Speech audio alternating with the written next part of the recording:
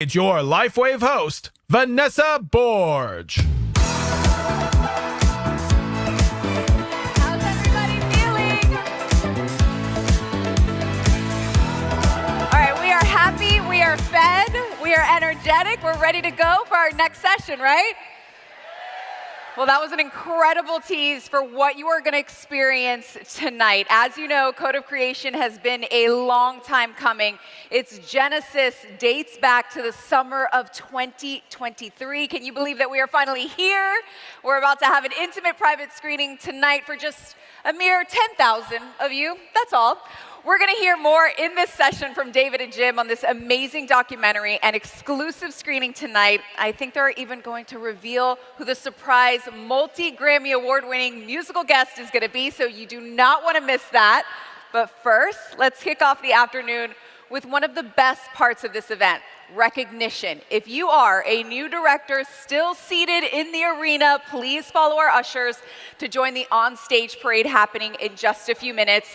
And if you're a new senior director, you should also be ready to head to the recognition area to line up. I know many of you will be excited to celebrate your team members, and we want you to get loud and show your enthusiasm. But please stay seated unless you're being recognized. Recognition photos will be included in the shared photo albums online. Just scan this QR code to access all the conference photos. And joining us now to celebrate all of you, Mario Leiva, Country Manager Mexico, Alexander Noel, EMEA Business Development Director, and Scarlett Sue, Country Manager Taiwan, and all of our incredible sales managers here around the world.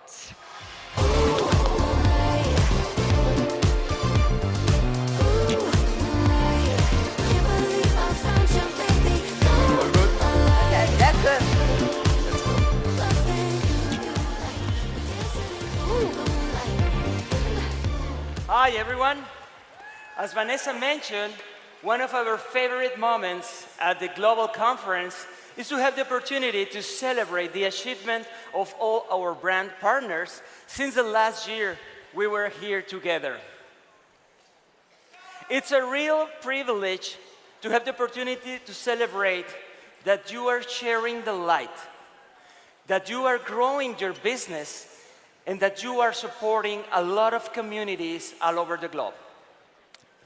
So let's start with our very first step into the compensation plan. That's our rank of manager. And please, if you're a brand partner who achieved the rank of manager between September the 16th, 2024 and September the 14th, 2025, this is the moment for you. Please stand up so we can see you. And we're going to be giving you a big round of applause. Woo! Oh my God. Look around. What an amazing group of leaders we have here. Wow. Congratulations to all our new managers. Whoa, whoa, whoa, this is impressive, guys. So many new managers for this year. And you know, yesterday we had the possibility to make a breakout session. And we were talking about onboarding, duplication, and the key in our industry is really to develop a network and then to duplicate an approach. So manager is indeed a really important step in our business model. But following that, when we are duplicating, we create new title. Help me, guys. What is the next title after manager? I didn't get it. What is the next title? So, ladies and gentlemen, with my colleagues, we are really pleased and excited to welcome on stage our new director for LifeWave. Please help us to make a huge applause.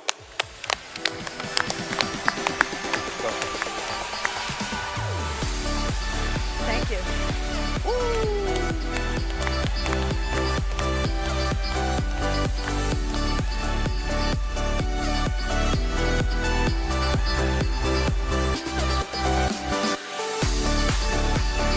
Bravo, guys. Bravo. Congratulations. Congratulations.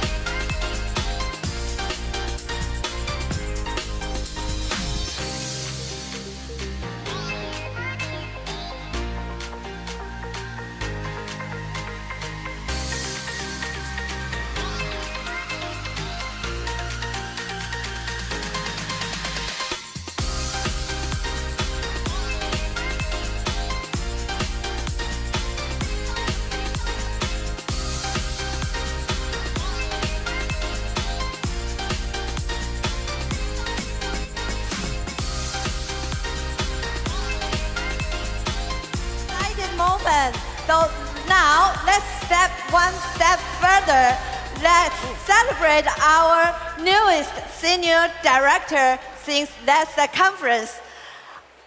Becoming a senior director is a powerful accomplishment as it shows not only the strong leadership, but also the team spirit that you are building and the life you are impacting. Ladies and gentlemen, please prepare your camera. Let's get loud and celebrate our newest senior director as they cross the stage.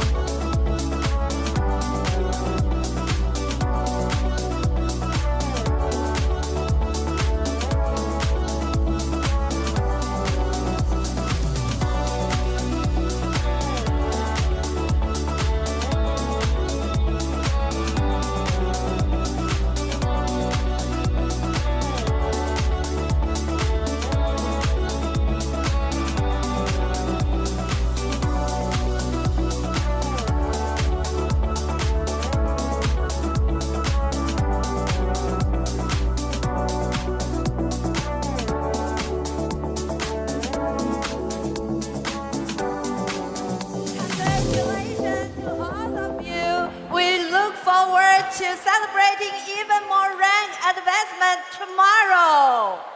No, that was fantastic. And remember, if you're a new senior director, your awards are going to be recognized, are going to be available at the Hall C at the Experience Center. So don't forget to pick up your award there tomorrow by 1:30, because we will love, so you can go stage tomorrow on the recognition segment with your award. Thank you so much. Thanks a lot, guys. See you soon. Thank you for all of you. Bye.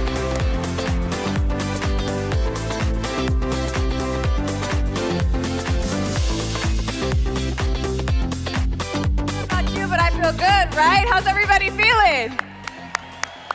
What an inspiration to see hundreds of brand partners celebrate their new rank advancements. Just like all of you climbing the ranks towards your goals, our next speaker has made a notable climb or two in her lifetime. It's an honor to introduce this woman. Just listen to her bio.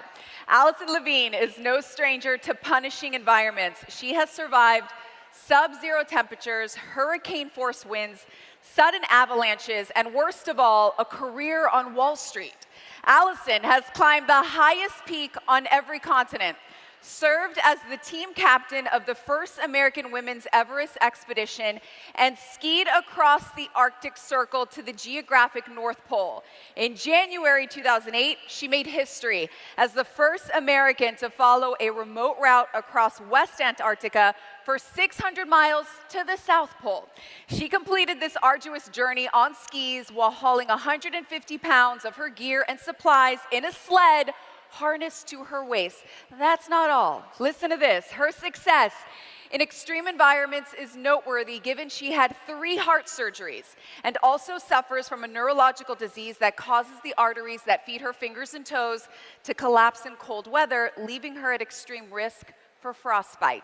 Allison spent 4 years as an adjunct professor at the United States Military Academy at West Point, where she focused on the topic of leading teams in extreme environments. She is the author of the New York Times bestseller On the Edge, which is a compilation of lessons she learned during her various expeditions, and she's here today to share some of those lessons with all of you. Is that not an incredible biography? Please welcome Allison Levine.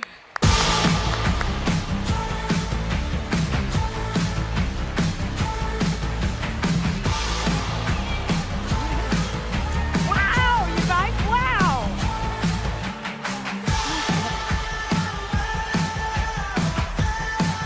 Hello. Wow, that's quite a greeting. Thank you so much. I am so excited to be here with all of you today. You heard a little bit about some of my outdoor adventures, of course, and you know I'm also an author. My book's called On the Edge. My favorite Amazon review said, all the suspense of Into Thin Air, but without the depression. And that's actually a photograph of me on the cover. People think it's an illustration, but it's a photo of me climbing Denali in Alaska, which is the highest peak in North America. And, oh, thanks. People ask me for advice on this mountain all the time. They'll say, Denali, it's really cold and steep. Give me some advice. So I just say, stay left.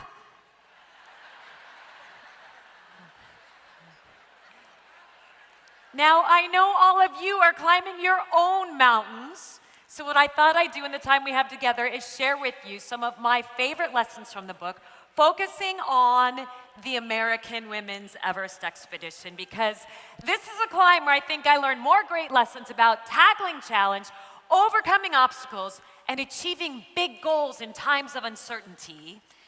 I learned more about those things on this trip than I learned on probably any other trip that I'd been on. So this is a climb that took place in 2002.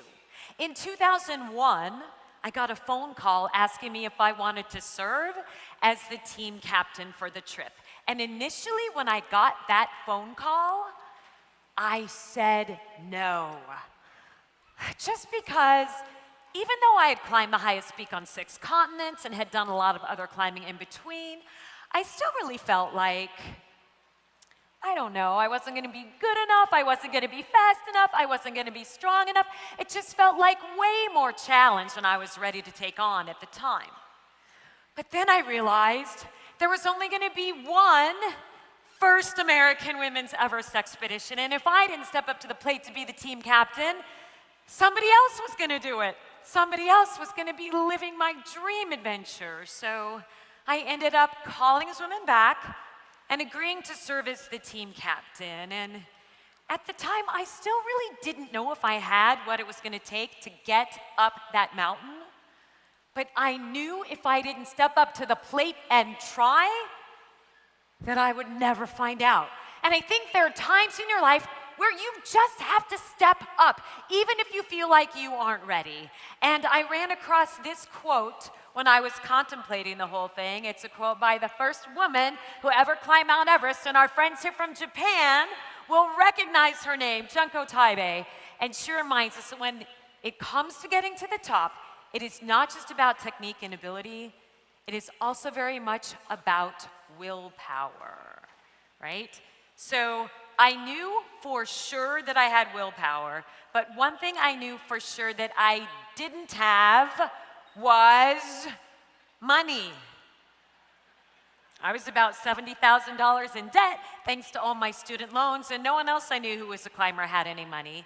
So we had to go out and raise the funds for this trip. And I ended up connecting with a friend of mine who worked for Ford. Just because I didn't know you guys yet, I would have hit you up for some money for sure. 100% I would have. But my friend Kevin, who worked for Ford, he helped us funnel the idea of the first American women's Everest expedition up to the senior Ford executives in Michigan. They looked at our proposal, and they actually agreed to fund the entire trip. Right? I know, so grateful. Well, and the reason that Ford agreed to fund us was because our expedition just happened to coincide with the launch of their new full-size SUV, which is, of course, the Ford. Yes, the Ford Expedition. So it was their expedition in conjunction with our expedition, and it was this match made in heaven. And I was so relieved that things worked out well with Ford, just because I was also negotiating with Chevy at the time. And their full-size SUV is the Avalanche. So, call me crazy, but I'm just thinking if you're going to go to Everest, you want to be sponsored by the expedition, not by the Avalanche. So it worked out pretty well. Next thing I had to do is pull together the team. And this is an interesting process because you have to find people who are the perfect mix of skill and experience, but who are also going to be really, really strong team players. So this is our team. Kim Clark on the far left, that's me next to Kim. Jody Thompson in the middle, then you have Midge Cross and Lynn Preble. And I can honestly say if I had to pull together another team of women, it would be the exact same ones. Oh, that's us at the New York Auto Show. Ford took us out there right before we left for Nepal. They took us out there to unveil the new 2003 Ford Expedition. It's the only full-size SUV with independent rear suspension and optional third-row power-fold seats. Gotta plug the sponsor.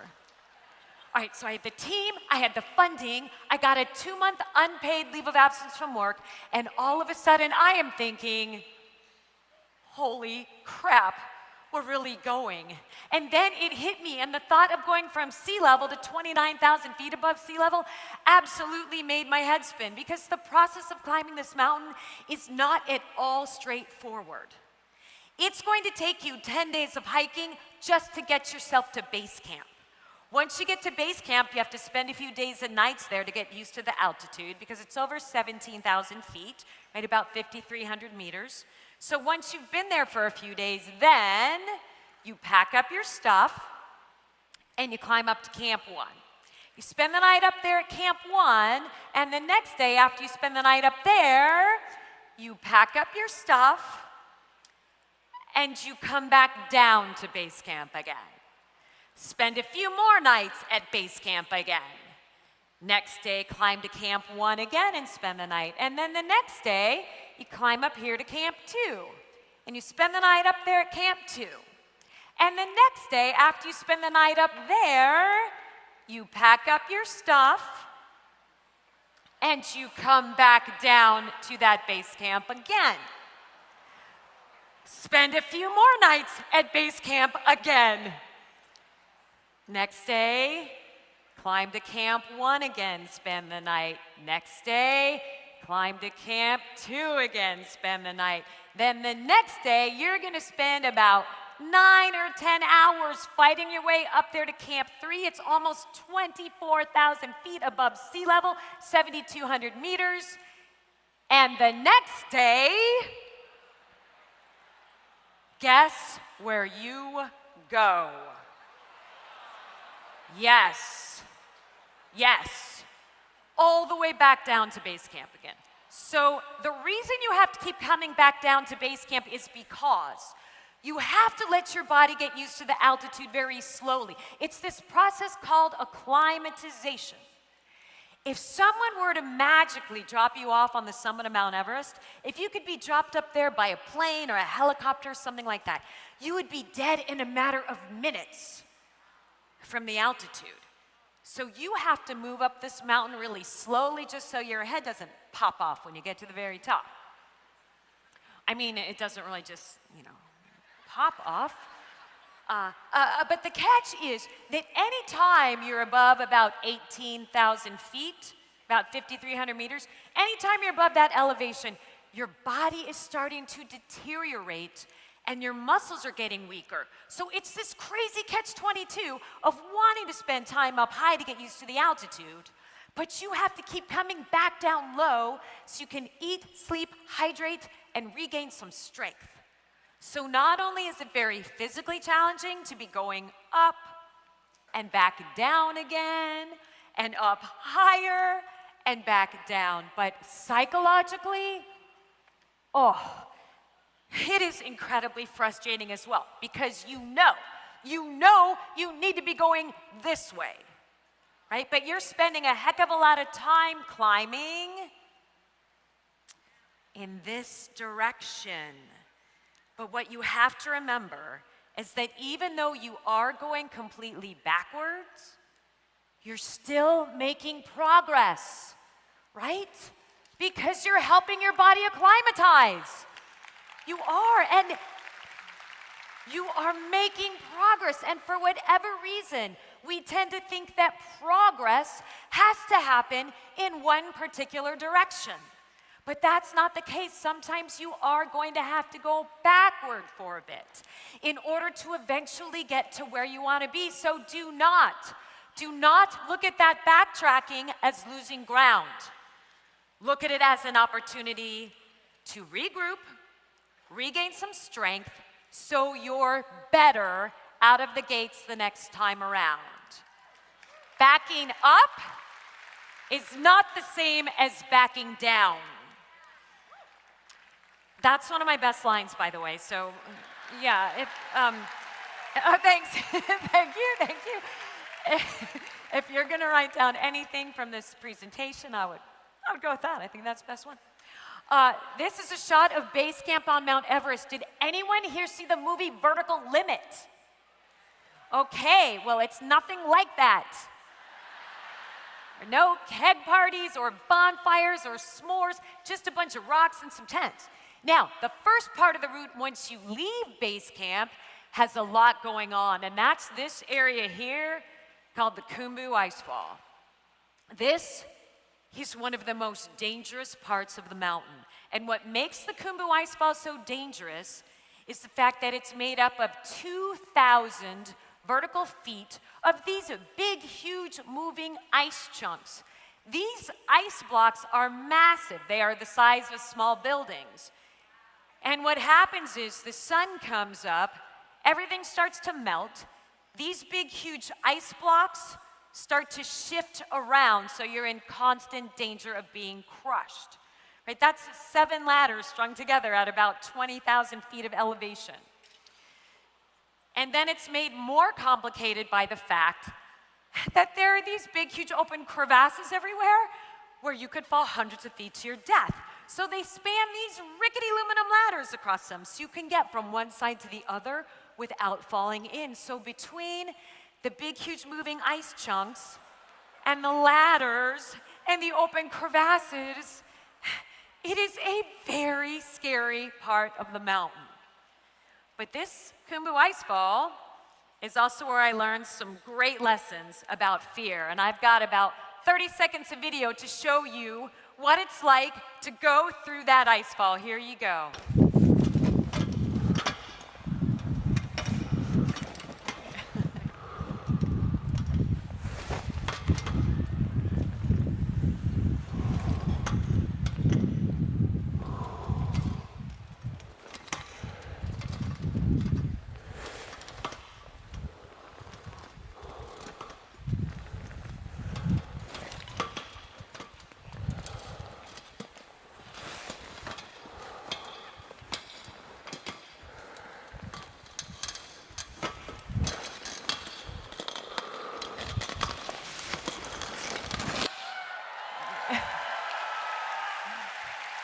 Thanks.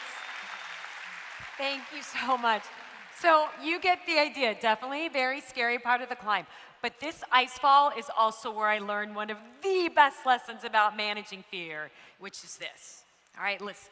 Fear is okay. It's just a normal human emotion. Complacency is what will kill you.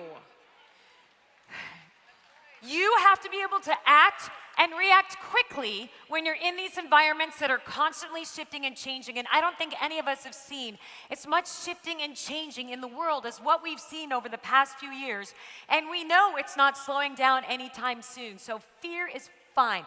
Complacency will absolutely do you in. And here's what I want you to remember. You can be scared and brave at the same time. You can. You can be scared and brave at the same time. These are, oh, thanks. Yeah, you can clap for that. Thanks.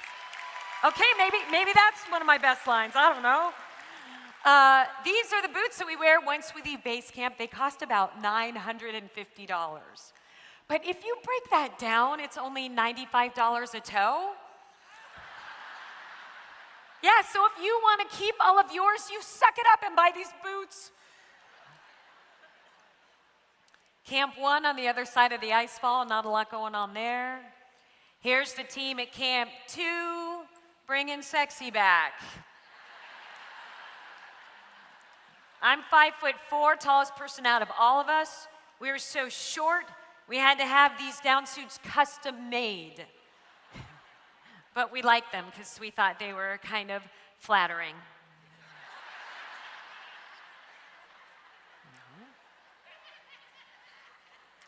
And I know one question people always have when they see these pictures. They always have this question, and no one ever wants to ask it, but I know people are wondering. And it's, of course, that question of, how do you go to the bathroom up there? And let me tell you, as a woman, it is super complicated because you've got on this big, huge, bulky down suit over 6 layers of clothing, and it's a gazillion degrees below zero, and there's hurricane force winds, and you're, wearing a safety harness strapped into this line.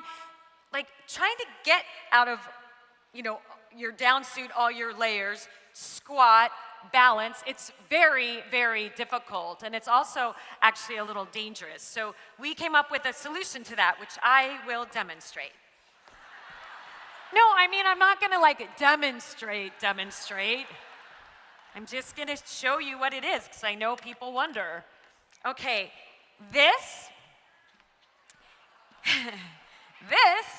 is just what we call the pee funnel. And this little device allows women to urinate standing up. There you go. So we don't have to go through that whole balancing act anymore. And we can finally do that one thing that we have always been envious of men for. You know what it is? We can write our name in the snow. There you have it. Now you know. Now you know. All right, moving right along. Okay, here's our team getting ready to head up to Camp 3. One of the toughest days on the mountain, just a long slog on hard, steep blue ice. Takes about 9 or 10 hours to get there. This is a shot of me pulling into Camp 3.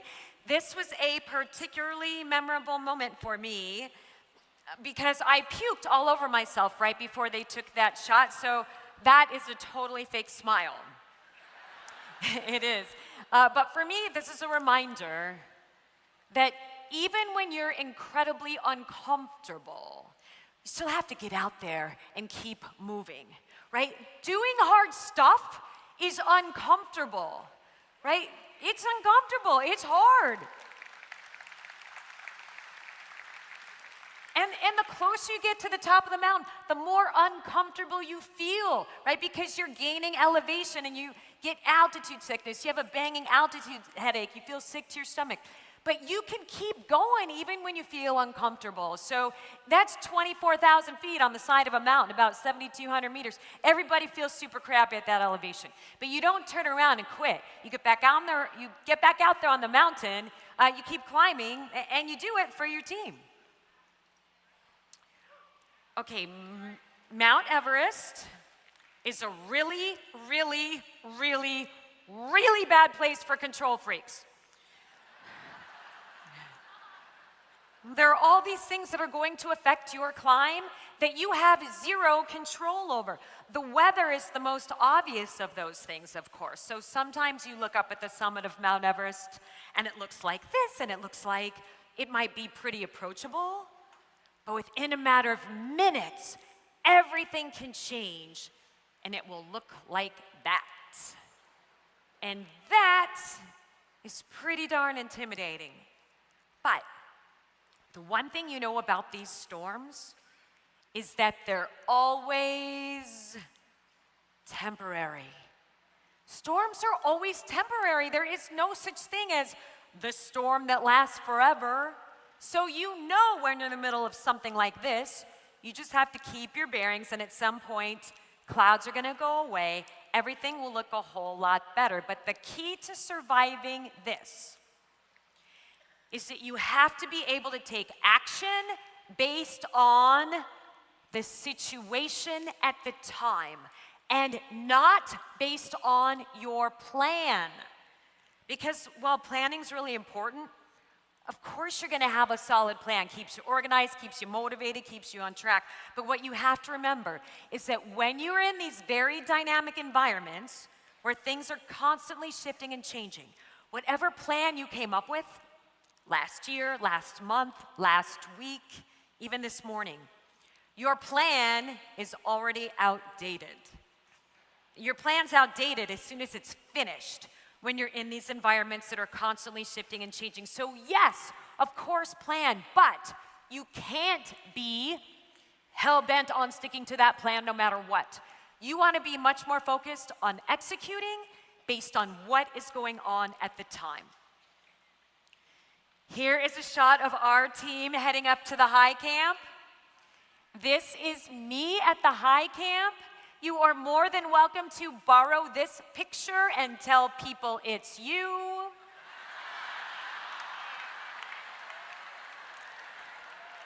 Nobody will ever know. Meredith's looking good up there, isn't she? All right, so the high camp, it's at 26,000 feet, 8,000 meters, also known as the death zone. And they call it the death zone for a really good reason, and that's because at that elevation, human life can no longer be sustained, and your body is slowly starting to die. At this elevation, you have to take about 5 to 10 breaths for every step. That's how many breaths you have to take just to catch your breath enough to take one step. So it looks kind of like this. You take a step, and then you do this.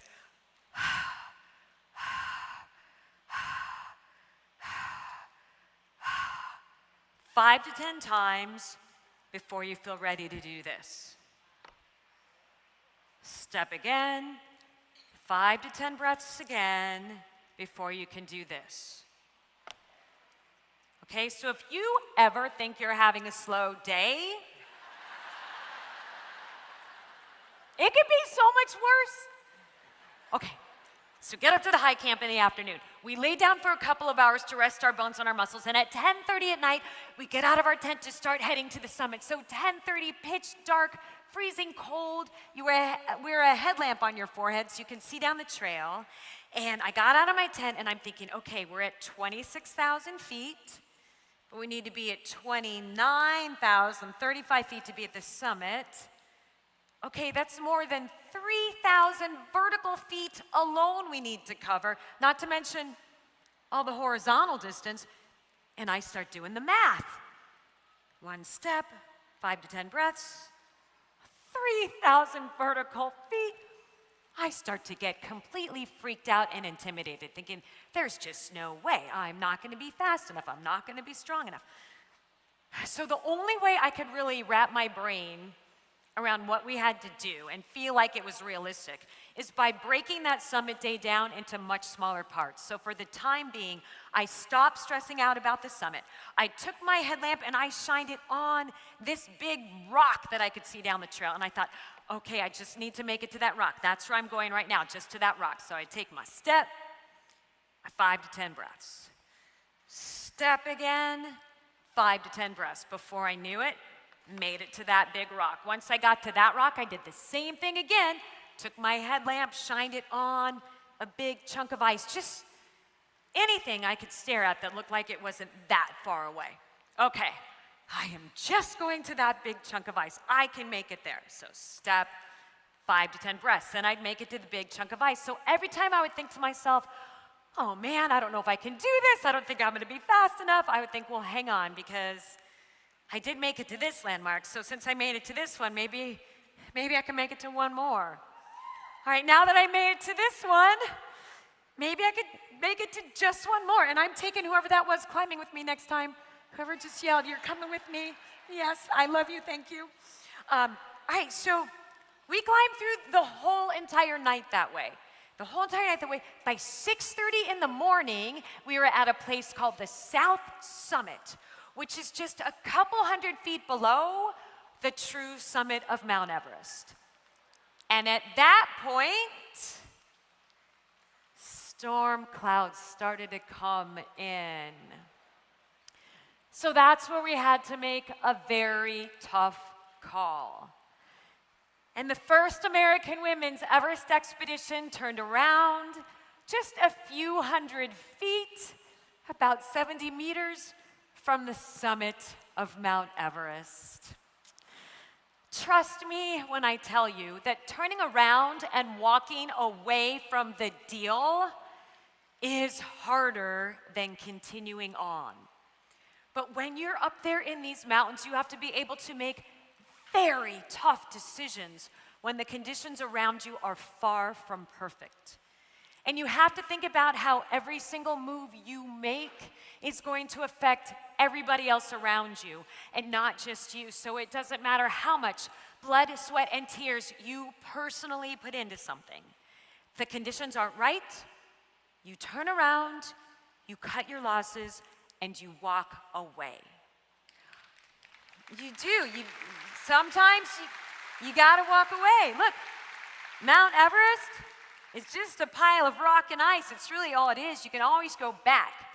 But if you do something dumb up there, you may not have the opportunity to go back. And we all know of instances where one person's poor judgment has brought down an entire organization, right? Same thing in the mountains. One person's bad decision can bring down an entire team. And look at all the sad faces. Just so you know, that distance is just about 270 feet, but that would take us several hours, right? No, I know. I feel like you're looking at me and you're looking at this and you're like, You should have just run and touched the tippy top. Run back down. You can't run up there. You're taking 10 breaths for every step. So that's where we turned around. Good thing we did. Got caught in a whiteout on our descent. We had to spend the night at 26,000 feet in a storm. Not where you want to spend the night. You want to get down to a lower, safer elevation. But we couldn't see well enough to make that happen. So we spent a pretty scary night just trying to not get blown off the mountain. And we did get a bit of a break in the weather the next day. We were able to start heading back down to base camp. And yes, it's disappointing to spend 2 months on that mountain, because that's how long an Everest expedition takes, 2 months. And you miss it by what feels like that much. But you only have enough gear, supplies, and oxygen to go for it one time. Once you've burned through most of your oxygen supply, the way we did, getting that close, you don't have enough left to try it again. So you spend your 2 months on the mountain, you make it to the top or you don't, you head back down, and that's the way it goes. But I think as long as, I don't know, you come back alive, come back with all your fingers and toes, consider that a pretty good trip. Thanks, I'm happy to be here with you today. So we started to come back down the mountain, and it's really easy to think when you're coming downhill that there's no more risk. Because when you're coming downhill, everything feels easier. It's sunnier, it's warmer, the terrain's easier, everything just feels a lot more calm. But what you have to remember is that when you are in these unpredictable environments, even when things feel calm, there's still risk. And the climb is not over until you walk in the front door of your house.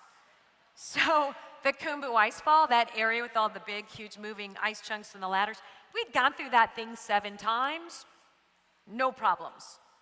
8th time, completely different story. My teammate Jody and I were out in front, and the rest of the team just a few minutes behind us. All of a sudden, we hear this sound like a big moving freight train or something. We turn around only to see 10,000 tons of ice coming down in this huge ice avalanche, and we thought for sure we were going to be crushed. So we were trying to figure out how to get out of the way. But you can't run in that ice fall, right? Because of all the ladders and the crevasses you have to cross really slowly and carefully. You can't run out of the way. So we are completely panicking. And there was this video guy there from National Geographic, and he saw us freaking out. So he yelled to us. He just yelled, "Whoa, whoa, whoa, whoa, don't move, stay where you are, stay right where you are." Jody and I grab each other. We're shaking, crying, hyperventilating. That whole ice avalanche came to a stop about 5 feet from us. That's how close we were to getting killed. It was really scary. Like, clean up on aisle 4. Kind of scary. So we're completely freaking out, and I look over the video guy and I said, "Oh my God, how did you stay so calm?" And I will never forget this because he looked me in the eye and replied, "I knew it was going to be okay." And I'm thinking, how the hell could he have known that? Right? He was right there in the ice fall with us, and he almost got crushed as well. And about a month later, I was laughing my head off because I read this article he wrote about the day the Khumbu Icefall collapsed, and I just thought it was kind of funny the way he described the whole sequence of events, because he wrote, "Jody and Allison panicked and looked for somewhere to run, but I urged them to remain calm because I knew for sure we were all gonna die." What?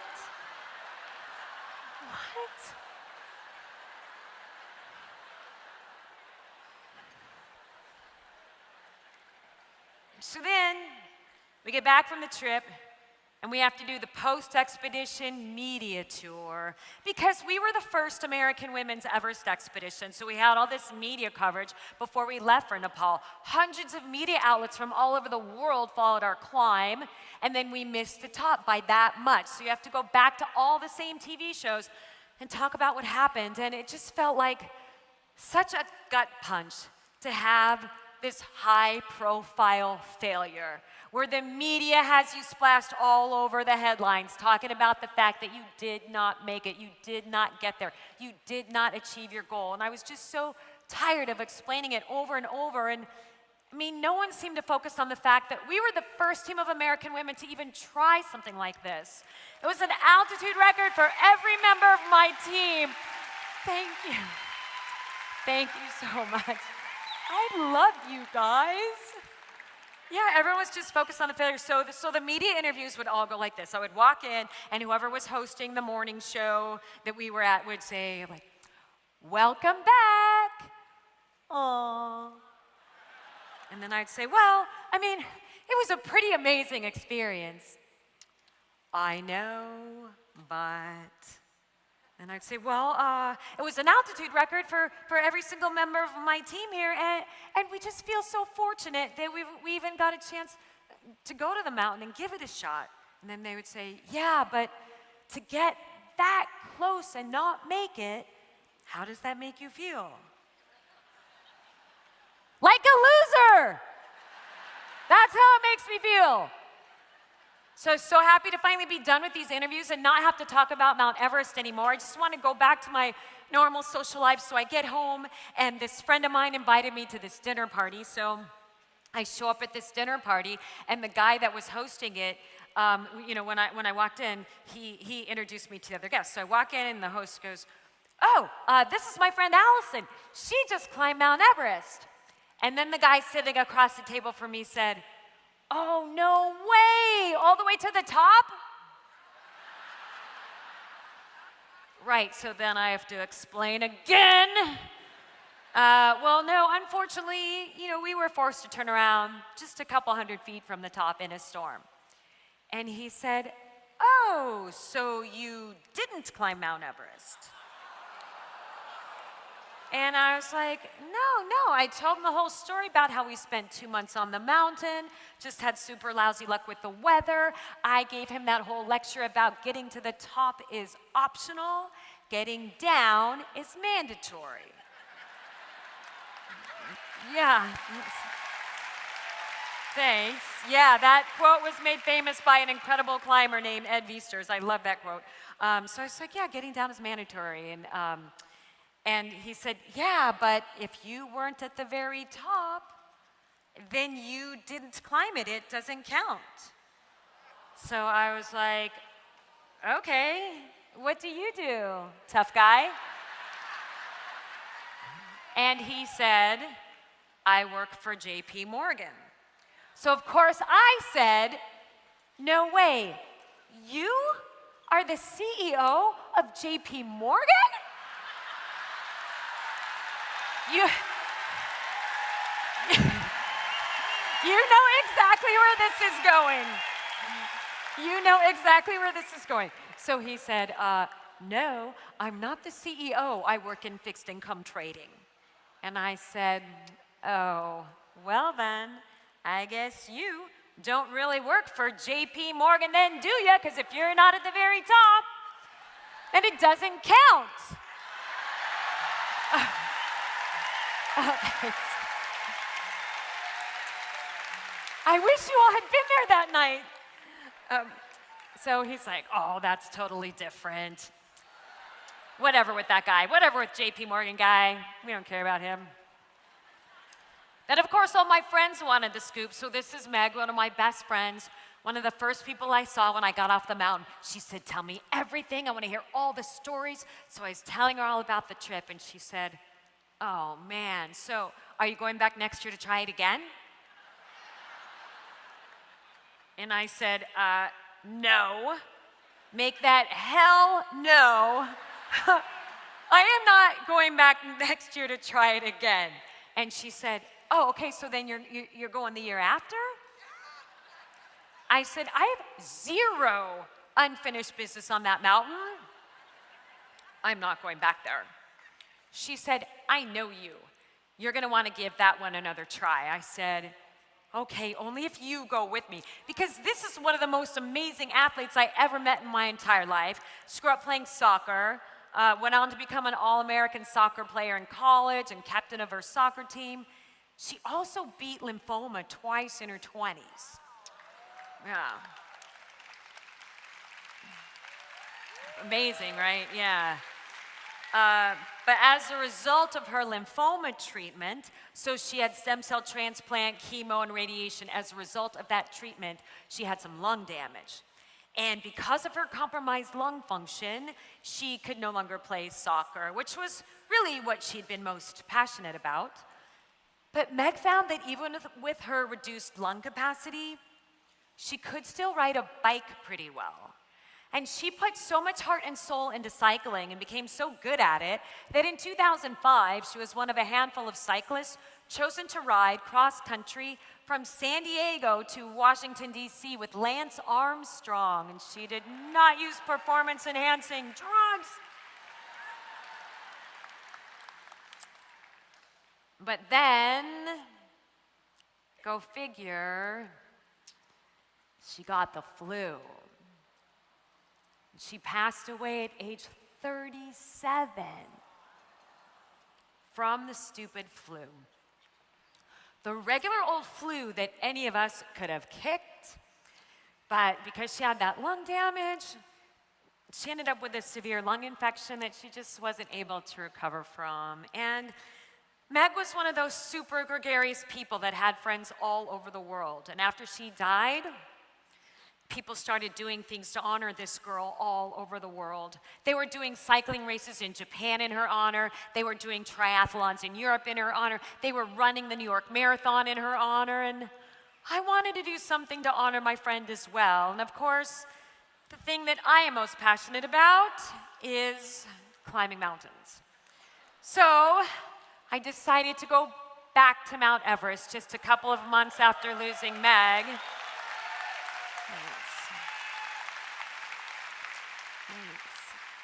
And I engraved her name in my ice axe to make sure that she was indeed coming with me this time around. Thanks. Thank you so much. So here's a shot of us heading up over this area called the Geneva Spur on our way to the high camp in the spring of 2010. And then I get up to the high camp and go figure. In comes a storm again. And I thought, I cannot believe I am back here 8 years later in the same exact situation, right? Ready to go for the summit, in comes a storm. But of course, as we all know, we cannot control the environment, only the way we react to it. And most teams just abandon their summit attempt altogether, but I thought, hell, I'm back here after 8 years. I'm at least gonna get out of this tent and try. So I get out of my tent, managed to climb for about 2 hours or so before things started to really deteriorate. Winds picked up, started to dump snow, dumped about a foot of snow. It was in horrible condition. But after 2 hours, I saw all these other headlamps out there and I thought, yes, this is a really good sign because this means there are other people out here who feel like this mountain can be climbed in this storm. But then I realized that all of those headlamps I was looking at were pointing toward me. They were just people that started out 2 hours before I did, that were turning around and calling it quits. And we met up at this one spot on the mountain called the Triangular Face. And they said, look, we were up there a bit further. We don't feel like this mountain can be climbed in this storm, so we're pulling the plug on this whole thing. We're heading back down. We hope we are doing the right thing. And I said, okay, I'm gonna go up just a little bit further, and I hope that I'm doing the right thing. And you can see how the clouds are completely closed in. Visibility was horrible. But as I approached the south summit, I hear this voice, Allison. Hey, Allison. And at first I thought I was just hearing voices, maybe hallucinating. This isn't unusual when your brain is so oxygen starved up there in the death zone. People hear things and see visions all the time. And I thought, oh, this is just my brain playing tricks on me. But the voice gets louder, Allison. And now I'm thinking, who is up here calling my name? Well, I get to the South Summit. It was this Canadian mountain guide named Michael Horst. And he waited there for me because he knew my story, and he knew that I had turned around at that point, at the South Summit, 8 years prior. And he anticipated that I might be feeling a little bit of fear and anxiety because the visibility was so bad and I did not know what was beyond that point. And he waited there for me, and so I said, what? What do you want, Michael? And he said, I need you to make me a promise. And I'm thinking, who can ask anything of me right now? And he said, you gotta promise me that you are gonna go further than this. And it just, like having somebody there to cheer for me that I knew wanted to see me succeed. We shake hands on this promise, and I never break a promise to a friend. So here's a close-up of me on the summit ridge. It is an 8,000-foot drop to the left of me, 10,000-foot drop to the right, and I really could not see too far in front of me at all. But that's when I realized that you don't have to know what's coming at you down the trail in order to keep moving toward an important goal. You don't have to know. You just take it as it comes. And here's the thing. If you have clarity in your intent, you do not need absolute clarity in the path forward. If you wait around for absolute clarity, you may be waiting around forever, and you don't need perfect visibility to just put one foot in front of the other. So that's what I did for about another 9 hours or so, and I'm happy to report that on May 24th of 2010,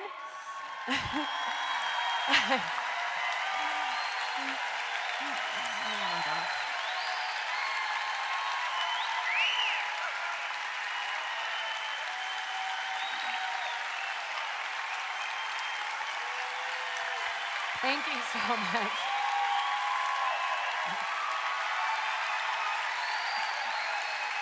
You're unbelievable. You guys are making me cry.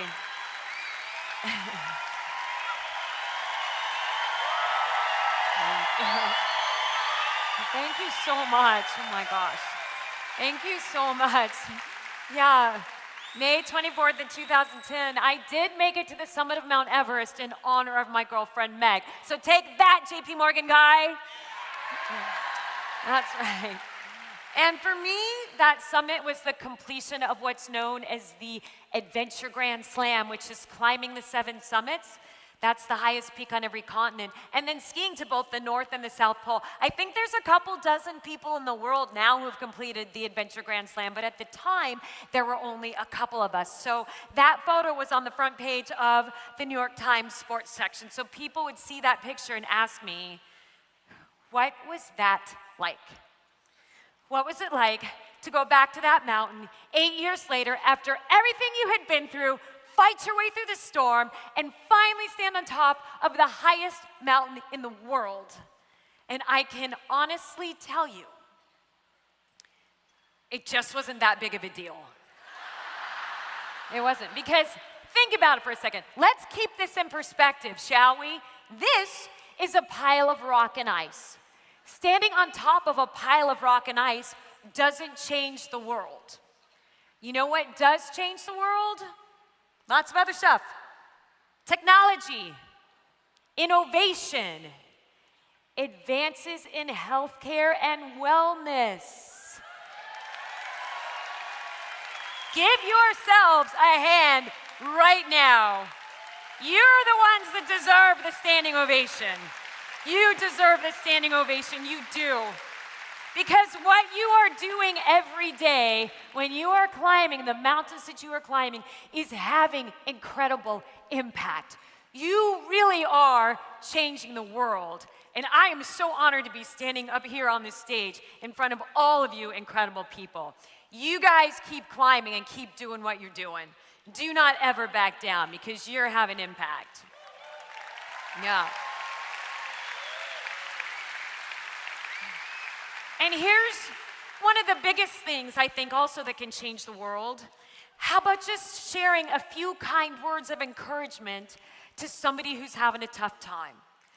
Let me tell you, being there to cheer on somebody who's struggling can completely change the outcome of a situation. I would argue could completely change somebody's life. I mean, all these things I've mentioned and many other things as well are things that really do have a lot of impact. Now, while standing up there didn't feel like this big life-changing moment for me, I'll tell you what was important about it, and it is, of course, the lessons you learn along the way when you're fighting like hell to get up there.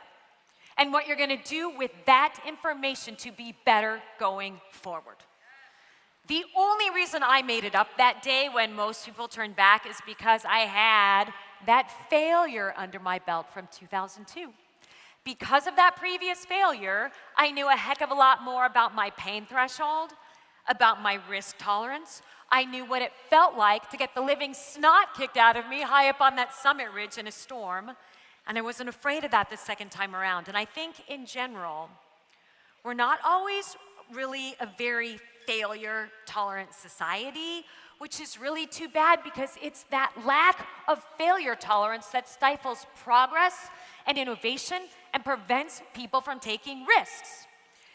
Anyone that knows just a little something about the history of Mount Everest will know the names Sir Edmund Hillary and Tenzing Norgay, right? First guys to ever summit the mountain in 1953. But guess what?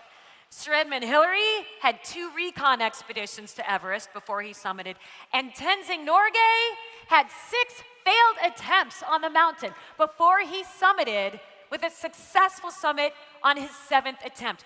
Can you imagine if he had given up after any of those initial 6 tries? But he didn't. He made it to the top and he made history.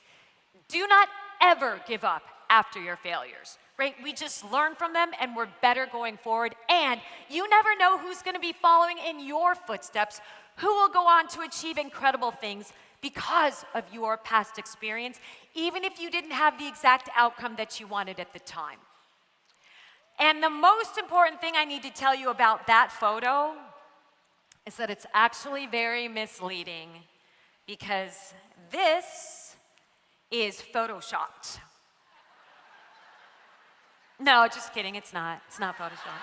It's not photoshopped, I promise. No, it's a real photo, I promise it's a real photo. But it is misleading because while you do see me on the summit of Mount Everest, let me tell you what you don't see. You don't see the financial sponsors that funded my trip, the logistics providers that got our permits in order, the amazing team of Sherpas who helped us ferry loads up and down the mountain. You don't see the guides that gave us direction along the way. A lot of people had a hand in that. And you may not see them in the photo there, but what you have to remember is that nobody gets to the top of this mountain by themselves. Nobody does.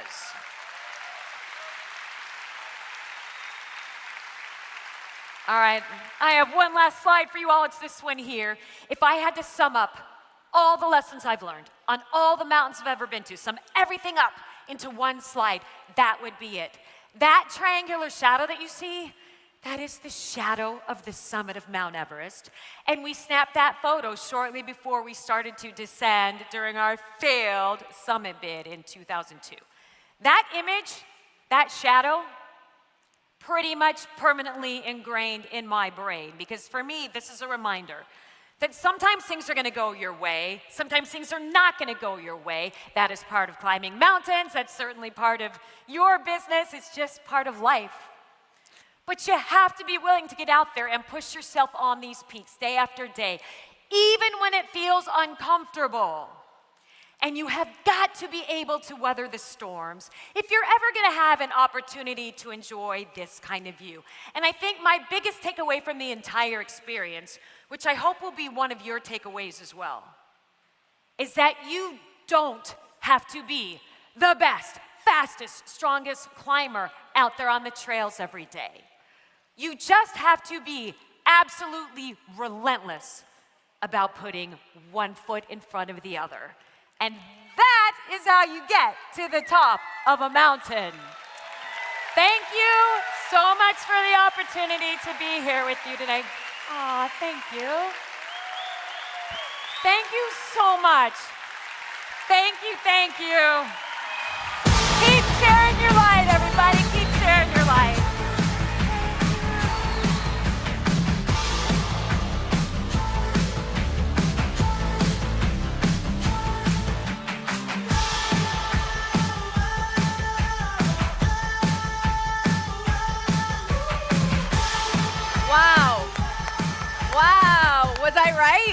that incredible? And you know what else changes the world, Allison, is people like you inspiring all of us.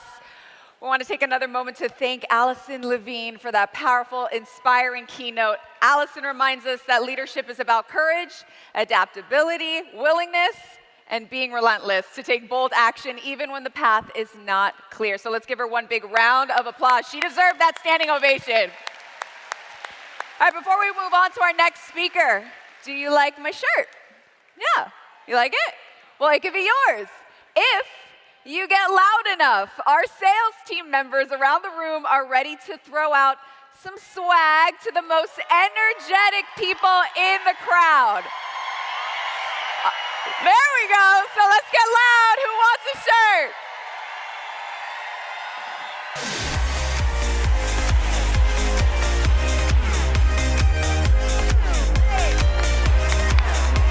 Got a lot of people here who want a shirt.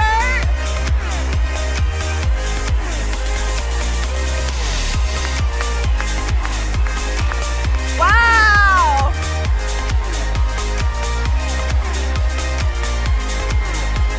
You guys are too good. There we go.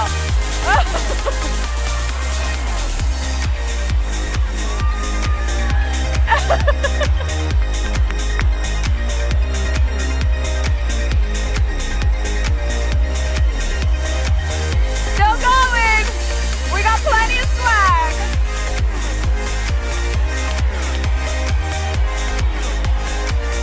Who got one? Who wants one? You hear them? They're still out there. Look at that.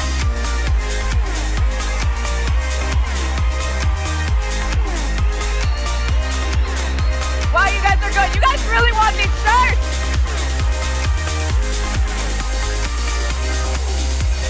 We're about to cause an earthquake in Anaheim with this face.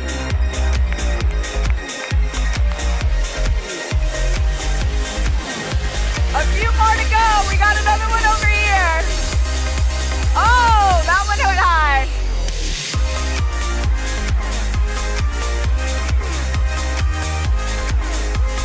There we go.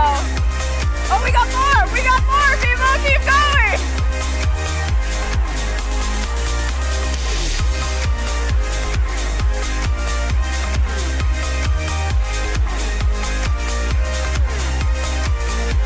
Somebody's got one. There we go.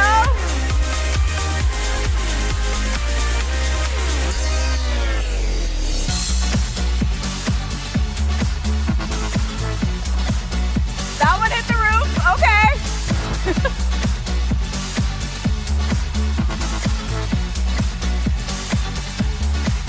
Keep getting loud. Don't lose that energy. We good? All right, I think that's it. I think we exhausted the swag guns. All right, if you didn't get your hands on one right now, remember you can still pick up your own swag in the Experience Center in Hall A. Man, you guys have a lot of energy out there. All right, on to our next speaker. He is Senior Vice President of Marketing and Communications for LIFEWAVE. He has extensive experience leading marketing and branding for large organizations, and he's here to cover a variety of projects he's been working on just for you. I want to hear you get just as loud for the shirts for him. Please welcome Wayne Moorhead.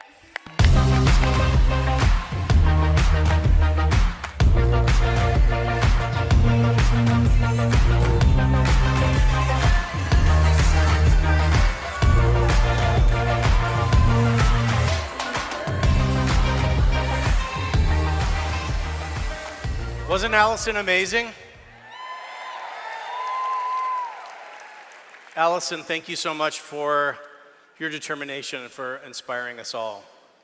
You having fun? Still a few more hours to go? Okay, well now we're going to ease into it. I'm kind of the take a breath moment, slow things down for just a second. But hopefully it's exciting, but you know, my delivery is a little bit of a palate cleanser. So hopefully we'll all be okay. Well, it is an honor to be here with you at this event and to feel the spirit and the passion that you have for the LIFEWAVE brand and its mission. Coming together at this event last year was my first LifeWave event. I thought that was the best event I had ever been to, and now I know this one as well. But when we come to an event like this, it reminds me of this incredible global community that we are all a part of, and the incredible impact that each and every one of you are happening around the world. This company, as we all know, was founded on innovation, on reimagining what is possible, and then bringing those new possibilities and those new potentials to light. And this light is at the very heart of LifeWave and all that we do. From our light-centered technology to our people-centered business model, direct selling, that we are deeply and proudly and fiercely committed to. This same light extends to our global community and to each of you that lights the way for others. Therefore, our brand is also a reflection of this light, and it has to continually evolve and innovate to encompass all of the new technologies that David introduces, the new categories that he extends us into, and the new audiences that LifeWave reaches. And just as David never stands still, the brand can never stand still as well. And it needs to grow to reflect the new future that LifeWave and David are continually creating. Ooh, can you go back one slide? Sorry, I got trigger happy there. So I want to take just a few minutes and talk a little bit about the LifeWave brand and some of the work that we're doing in the marketing department and the sales department to help be your partners in sharing the LifeWave brand. One thing we're all very aware of is that our world today is crowded with brands, and only a very few of those brands stand out. If we stop and think about it, most of them lack any real emotional connection, any real meaning. They try to follow. They take a Me Too approach. They try to draft off the equity of other brands and other brand awareness. The brands, though, that break out and break through do so for a reason. So let's take a step back and talk about, just for a few moments, the concept of brand itself. I've found that it is one of the most confusing and convoluted and misused concepts in the world of business and marketing today. And it's really because brand doesn't just mean one thing. It's not your logo. It's not a tagline. It's not your latest campaign. It's actually all of it.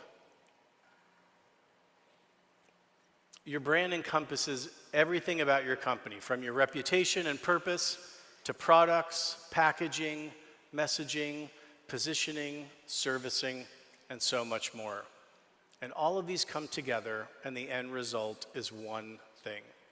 It's that place in our minds and in our hearts where the brand lives. So, based on this understanding, how are brands built?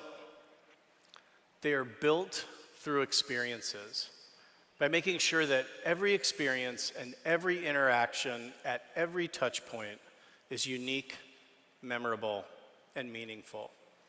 And without a doubt, of all the interactions that anyone will ever have with the LifeWave brand, the most impactful brand experience they will ever have is when they meet you. When they feel your passion, hear your personal story with the products, hear about the business that you have built and the lives that you have touched with LifeWave. Thank you. And when they hear those stories, they also feel that light that's inside of you. So it's not just marketing, but it's the entire LifeWave corporate team that are your partners in building the LifeWave brand.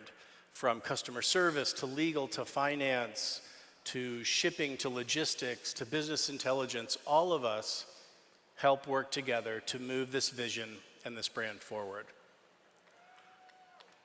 Thank you to the one person in the back.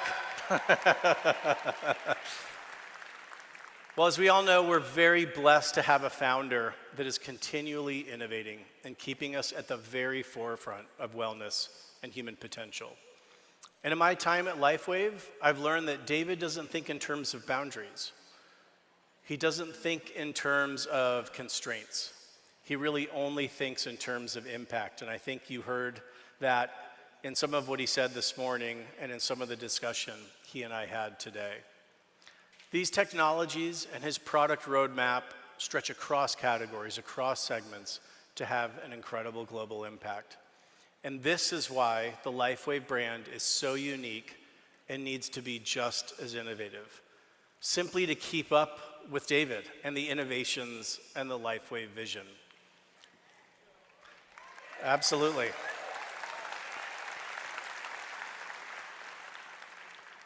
So the brand needs to be both fixed and flexible at the same time. It needs to be, on one hand, deeply rooted in the great heritage and legacy that has been built, while allowing for the new possibilities and the new futures that LIFEWAVE has created.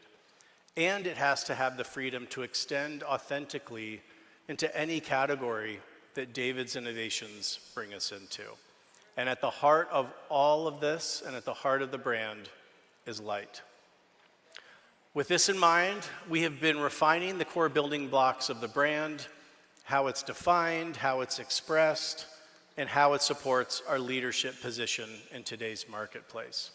So this has been a super extensive process of looking back on the incredible 21-year history that LIFEWAVE has created, and considering the future that LIFEWAVE is creating tomorrow. So what does all that work kind of look like? I love a good model. So it looks kind of like this. So obviously starting with the reason that David created the company, the brand purpose, and then moving out to other areas and key brand statements, defining the verbal, defining the visual, and then how it gets expressed across campaigns, across websites and touch points. So let's take just a moment and look at some of the defining building blocks of the LIFEWAVE brand. And like all breakthrough brands, certain associations will immediately come to mind. So I'm sure if I were to ask any of you to raise your hand, I'm almost positive at least one, if not all of these, would come to mind. So when we stop and think about the LIFEWAVE brand, we need to think light. We need to think innovation. When we think about LIFEWAVE, we think pioneer. We think human potential. We think wellness. And we think proven. Did you love the 200 patent video? Incredible. And of course, with all of us in this room, we can't forget the most important element. We think community.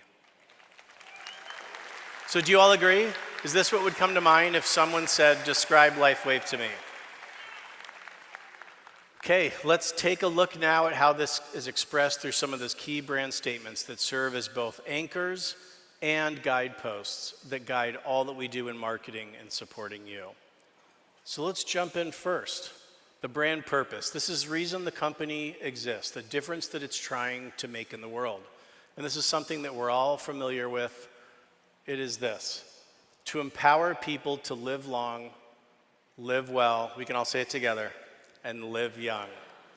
This is something that David and Meredith remind us of daily. This is the drum that they beat into every meeting that we have and every time they speak and inspire us. And when we hear these words and we see those words in the lobby, it reminds us why we're here. So next, let's move into brand positioning.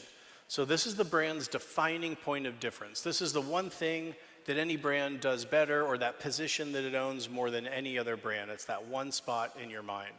So if you think about all the innovations that David is creating, it's not just one product, it's not just one category. He's extending us all the way into the future. The roadmap is incredible, several years into the future. So we are the Life Technology Company. We're a company that introduces technologies that elevate and extend our lives in many different ways. Let's jump into mission for a second. So this is how we will achieve the purpose. So this builds on purpose. And that is, we light the way with innovations in life technology that reimagine the future of human possibility. empowering people to take control of their well-being, their livelihood, and their longevity. So each word, yeah, I love it too. Is that a mission you can get behind? Is that the mission that we're taking to the world? So this wasn't just something we whiteboarded quickly. Each and every word, working with David, working with Meredith, working with the rest of the team there, each word was scrutinized and carefully considered and holds deep meaning and importance. Now let's look at how this builds on kind of a short brand story, how this wraps up into a little bit more of kind of an elevator pitch, a little bit more of a longer description. So, LifeWave is a transformative technology company that enhances the light within each person to deliver life-changing results. We harness the body's natural energy to reverse aging and unlock human potential, while holding true to our values of exceptional product standards, leading with integrity and tireless dedication to the greater good, empowering people to take control of their well-being. We are a global community of innovators and entrepreneurs dedicated to illuminating a future of limitless possibilities. And finally, let's end on our anthem, Be the Light. This is our call to action for those that want to live in the light of a company that never stops innovating for the betterment of human health and possibility. Again, I ask, does this sound like us? Is this the mission that we are all taking to the world? Okay, so now let's take a quick look at how all of this comes together and informs our LifeWave brand style. And if you watch closely, you can see some of the exciting brand initiatives that we're working on right now and that we'll be rolling out over the next year. From new PR and social campaigns to new platforms and programs that will help drive awareness, firmly establishing our leadership position as one of the most impactful brands in the world today. Let's let the video roll.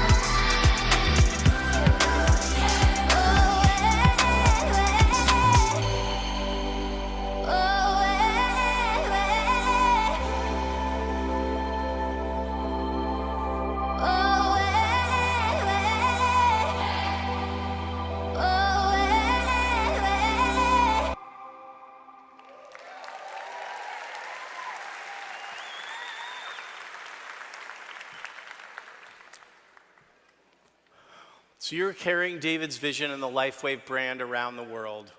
We are one of the few breakthrough brands. We are a movement built on connection and powered by light.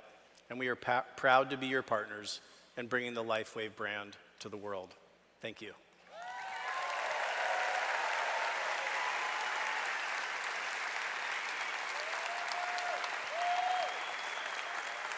And if you thought that was cool, you're going to love the next segment. So now, to speak more about another exciting product launch, I would like to welcome back to the stage our founder, David Schmidt.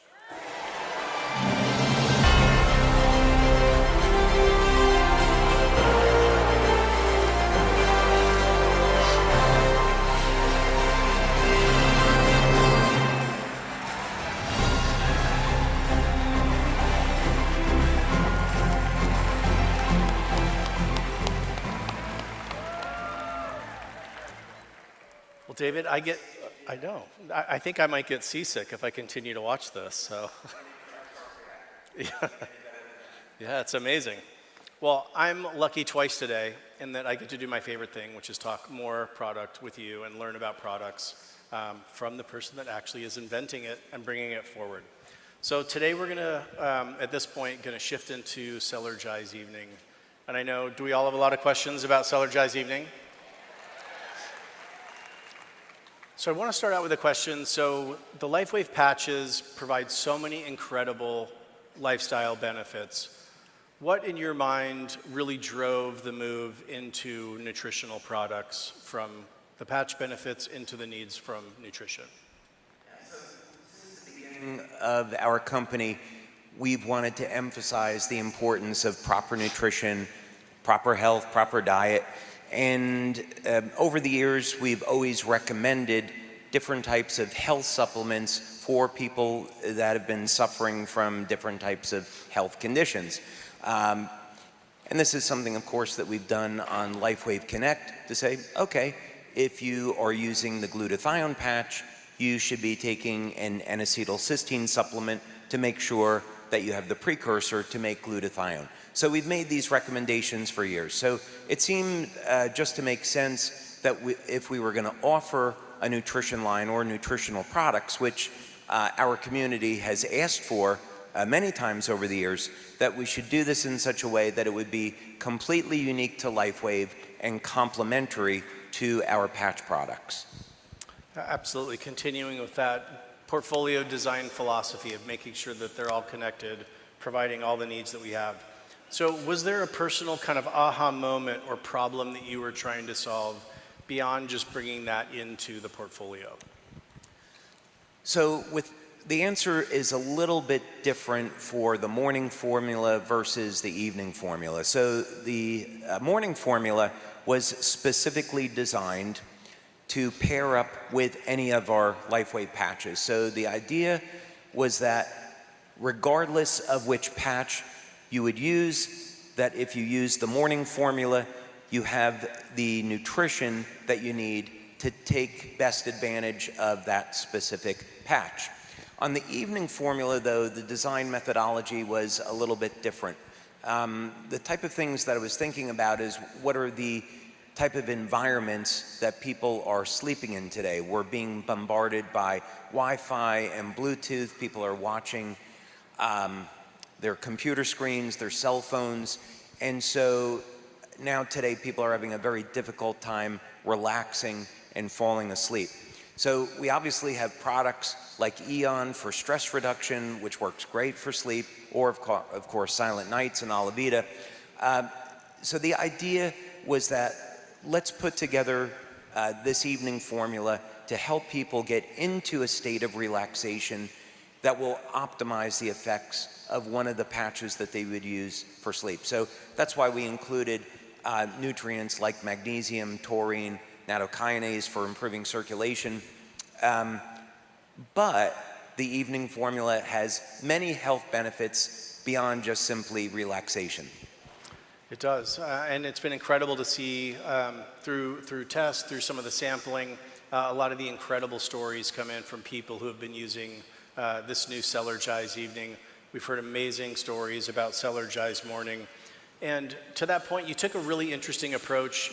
You know, instead of developing just one product that kind of does it all, you really divided it up into the morning and evening. Can you talk about the strategy behind that, and do our bodies have different nutritional needs throughout the day?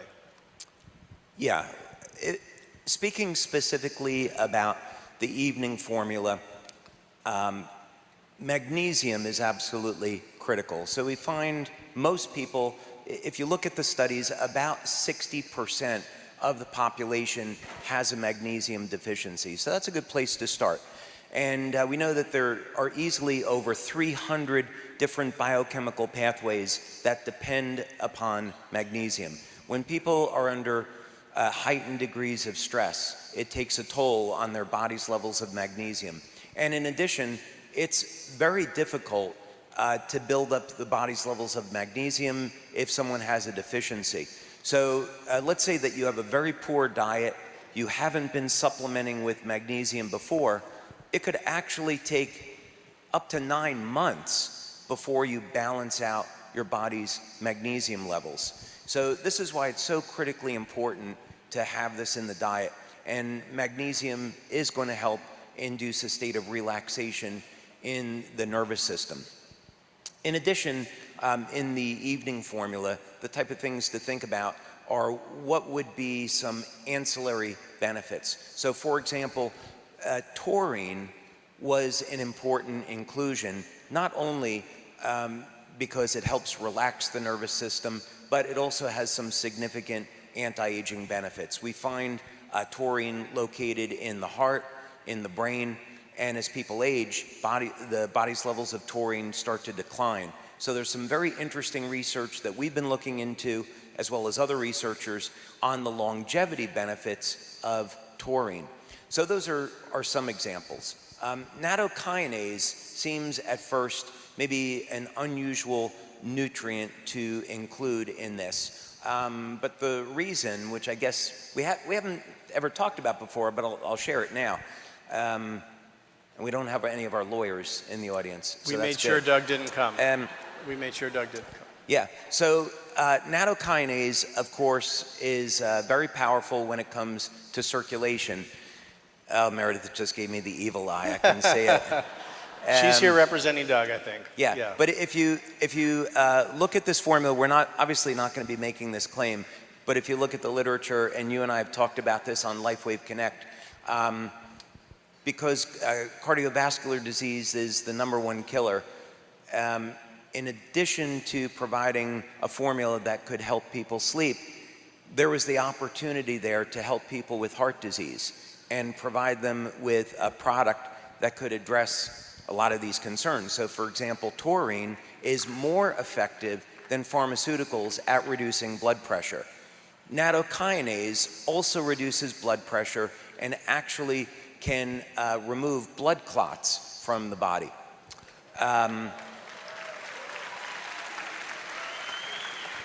Nattokinase will also dissolve the spike protein, which we'll probably get exposed to again in the future. Magnesium is known to help to manage healthy blood pressure levels, and L-theanine also reduces blood pressure. So when we easily could have marketed this as a formula for blood pressure management, but I think we're pretty safe marketing this for improving sleep, which of course is the principal benefit anyway. Yeah, you mentioned, thank you for that. You spoke a little bit about this today, and I know you'll be touching on it also tomorrow, but can you talk about, in our general health and wellness, the importance of sleep, getting rest for the body, the impact that it has, or the lack thereof? Yeah, so we had done a study on silent nights a number of years ago with Dr. Norm Shealy, and we worked with people that were only getting about 4 hours of sleep per night. And we wanted to see if with silent nights, we could increase the amount of sleep and the quality of sleep and get them into a normal range, which we did. We were able to bump that up from 4.5 hours to over 6 hours of sleep per evening. And when we're looking at longevity effects, not only that we want to improve quality of life, but we also want to improve longevity, 80% of anabolic metabolism is going to occur in the evening when we're asleep. So this is the time, of course, when our body is going to repair, when we're going to be balancing and optimizing our hormones. And so if we're not getting at least a minimum of 6 hours of sleep, for most people, some people can function perfectly fine with less sleep than that. But let's say we certainly want to shoot for 7-8 hours of sleep, and certainly no less than 6 hours of sleep. If we don't get enough sleep, it's going to have an adverse effect on the health of our immune system and make us more susceptible to disease. So there's a whole host of quality of life benefits. And then in addition, we know that if people aren't getting enough sleep, that they'll tend to resort to stimulants during the day, and then they get in that vicious cycle of requiring caffeine, which produces an enormous amount of oxidative stress on the cells. So I'll be speaking a little bit about that tomorrow relative to how some people use caffeine as a pre-workout and what some of the pros and cons of that would be. So quality of sleep absolutely affects every single facet of our lives, and if we don't have an active program to improve sleep, we're going to have a negative impact on our longevity. Yeah, it's amazing. One of the things I learned from you, I think more than anything about sleep, was just its importance on your overall health. You know, we hear, hey, make sure you get 6 to 8 hours of sleep, and I think it almost becomes the one that we compromise the fastest. That, you know, hey, well, let's make sure that we're eating right. Let's make sure we're getting our exercise in. Let's make sure we're taking, you know, our Celergise and using the patches. And then we feel somehow that there's some flexibility with the sleep, but it can have such a huge impact and consequences if we don't really get enough. So can you talk a little bit about the research and development process that you went through? Number of iterations, number of years. What did it take to get to Celergise evening and then also the Celergise morning? Yeah, wasn't too bad. Oh, that's good. Okay. Yeah, it wasn't too All bad. right, I guess we're done. Yeah, you know, I've been reading books on nutrition since I was fairly young, and have been, actually, you know, I might as well tell this story because I think it's well worth it. The reason I became interested in nutrition was that I had terrible allergies when I was 11, 12 years old. And so my parents had me on medication. I had allergies for maybe 6 months out of the year, and I was tired and fatigued all the time. And I thought there has to be a natural way to solve this. And so at about 12 years old, I began reading everything that I could on nutrition, what was state of the art at the time, and just trying all different natural methods, different supplements. And then eventually I finally found out for myself that the combination of vitamin C and vitamin B5 formed cortisone in the adrenal cortex, and that acted as a natural antihistamine. And so I've been allergy-free now for the majority of my life, you know, 45 years. And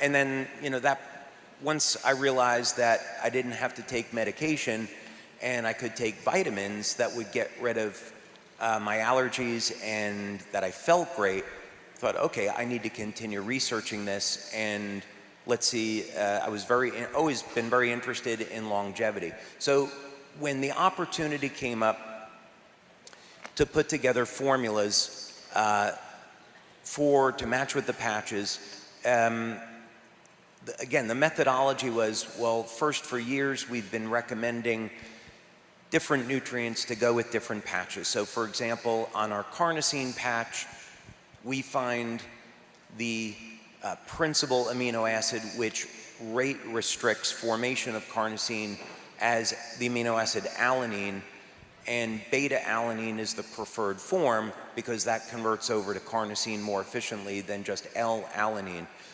And we find in diets that meat is the principal source of alanine, and so if people aren't consuming meat, they may not be able to make enough carnosine. So putting together the formula was, the morning formula was really a matter of looking at each patch and saying, okay, what are the precursors to the patch and what nutrients do we need to include in the morning formula to cover all the patches. And then again, on the evening formula, the methodology was quite a bit different. Let's use this to promote a sense of relaxation, an anti-aging effect, and might as well also design it, include enough of each ingredient that people that have high blood pressure could look at a healthy way of managing their blood pressure. So that was the thinking. Yeah, amazing. Thank you. So from a timing standpoint, when is the ideal time to take this in the evening? Is it at bedtime? Is it 2 hours before? Is it 3 hours before? When do you take it to get the optimal rest and relaxation? Yeah, so this, of course, is going to greatly be dependent on the individual. So by the nature of that question, let's say we're assuming somebody works 9 to 5 or 8 to 5, what have you. And when we are thinking about sleep, this should be something that we're planning out. What that means is if we want to have the best quality of sleep possible, optimize our hormones, optimize our energy levels, we do need to think about what are the conditions of the room that we're in? Are we making sure that we're screening out light so that we're not keeping ourselves awake? Not to eat a heavy meal an hour before going to bed, because that could interfere with the quality of sleep. So because this formula is, it's not like taking melatonin 5 minutes before going to bed.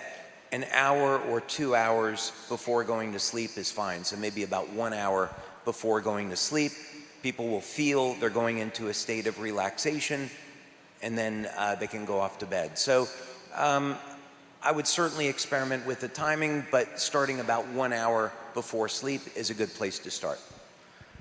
So as it relates to the X2O and the light enhanced water, you mentioned that some people do kind of get a little bit of an energy kick. So if you're gonna, with your glass in the day, do you want to take Solargize Evening with that water as well? Do you want to save that for the morning formula, just in case you're one of those people that get the kick later in the day, or is this something you have to experiment with as well on your own? Well, there's actually two interesting sides to the argument here, because first, I would say a safe bet would be to take the morning formula with X2O, 7, 8 o'clock in the morning, what have you. And because we've definitely seen in studies and in real life and practice that X2O is very stimulating and will improve energy and metabolism.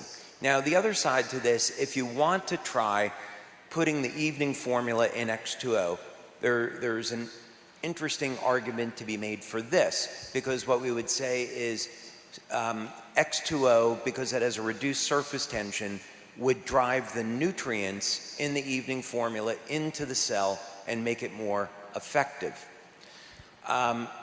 But there is the risk that it will be too stimulating and it could keep someone awake. So that's up to the individual to try, but being conservative, staying with X2O in the morning is safer. Gotcha, thank you. So, yes, please, thank you. So, are there any of the LifeWave patches that you feel that the Solargize Evening pairs most effectively or well with? I'm going to be covering this tomorrow. Let's save it and for tomorrow. Going through the lifestyle program of how do you take. So what we're going to do tomorrow, this is a teaser now, is we're going to be taking all of the information that we've been presenting it today and putting it into a daily program. So if you're wondering, how do I use all of this information in my daily life, I'll be spending time tomorrow and we'll explain hour by hour how exactly you do that. So there are some patches such as Eon, Silent Nights, Alavita that are go-to for evening use, but then there's some others that are iffy. So for example, let's say we wanted to use the glutathione patch in the evening. I can't make a medical claim as to why you would do this.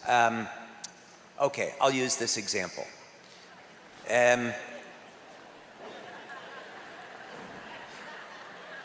I never travel without the glutathione patches. They've saved my life a few times. But let's say on an occasion like this, where we're up on stage a lot, we're speaking a lot, you can put the glutathione patch on your throat in the evening, and that will help soothe the throat, if you get my meaning. And it tends to be very effective. Under normal conditions, though, you might not want to use the glutathione patch in the evening because it does facilitate detoxification, and some people may wake up with a headache the next day. Carnosine is another one that's interesting. Anytime that I've tried to use carnosine, my body is asleep, but my mind is awake the entire night. So some people sleep very well with carnosine, but it's generally not something we would recommend, but that's up to the individual.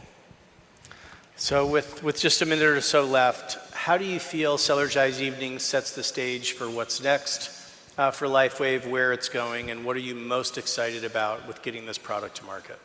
Funny you should ask.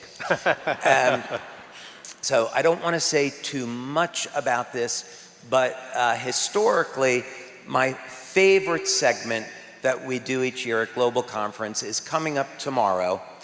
And this is where I get an opportunity to show you all what the future looks like. You're going to get a behind-the-scenes look at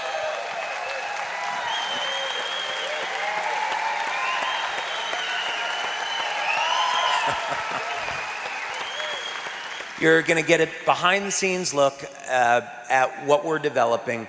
And I'm just going to say this. You're going to see one of our future products. And I happen to have the opportunity this summer when we were in Switzerland with our leaders to show them this concept. Well, it's beyond a concept. It's actually something we have working in the lab now. But David Jumper made the comment when he saw this product. He said, I could build an entire multi-billion-dollar business off this one product. So you're going to get a chance to see that tomorrow.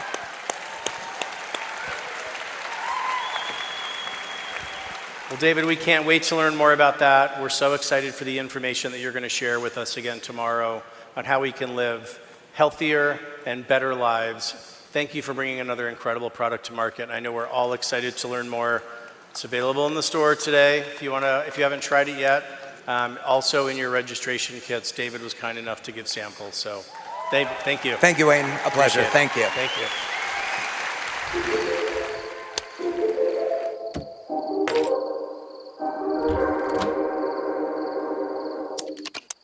Welcome to the science of synergy, going beyond simple supplements, a combination of natural nutrition and cutting-edge technology to boost cellular wellness. Specially formulated to work synergistically with LIFEWAVE's patented patch technology.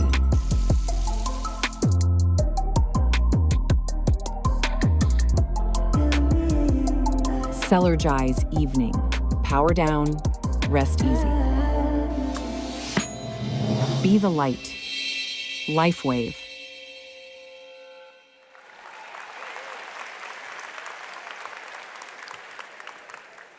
You're almost done with me. I promise this is the last segment. Then you won't see me again the rest of convention. No, I'll be sitting right there. I just meant I'm not going to be on stage again. I'm sorry, but you can find me right there. But anyhow, but I'm really excited to share another project that we've been working on based on an incredible partnership that we know is going to be an incredible tool to help you build your LifeWave business, to help you bring more people in as brand partners and as customers, to get them onboarded, to help them enroll, to help them find the products that they need. So let's go back for just 1 second. So as I mentioned, and you'll kind of see the theme throughout today with a lot of what I talk about is around innovation. And I've been fortunate to learn so much about the innovation process from working here at LifeWave and from watching David work. And another one of the lessons that I've learned is that to have an innovation scale across a company, scale across a community, and scale around the world, a few critical elements need to come together. And those are namely 3 things: products, platforms, and partners. We need innovative products that deliver real change and real results. We already have that, right? Check. We've checked that box. Okay. We need platforms that help enable us to connect and communicate. And we need partners that help us deliver the value to the end user. So we've already heard from David on a couple amazing products today. We get to hear more tomorrow. But I'm excited just for the next few minutes to discuss those other 2 elements, the platform and partnership. And the one that I'm going to talk about today has its genesis on a project that has been going for about a year. Jim Caldwell, as you know, had been working on this really cool avatar project. The sales and marketing team had been working on a new app, and also serendipitously introduced to an incredible company called NowSight, which is one of the most innovative and AI-driven companies today. So you ready to jump into it? Okay.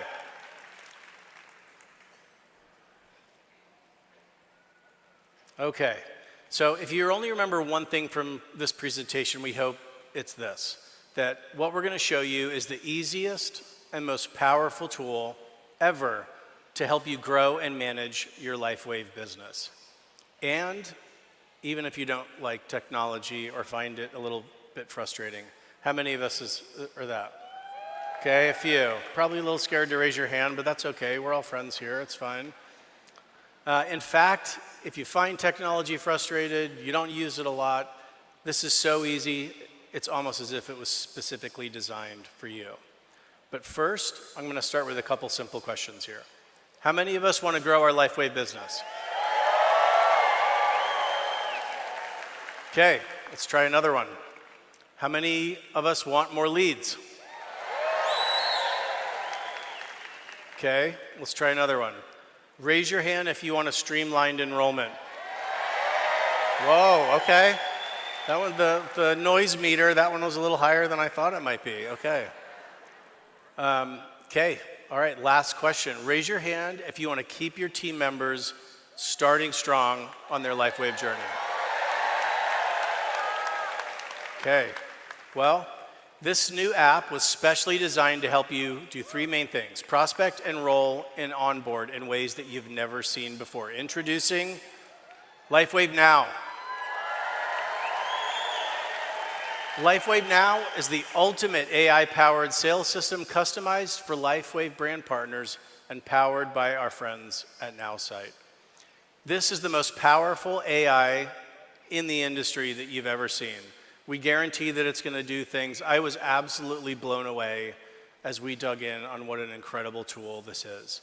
The AI has been trained on all things LifeWave and customized to guide you to the activities that can help you grow your business the most. So let's focus on one of the main needs, one of the main pain points, one of the main frustrations.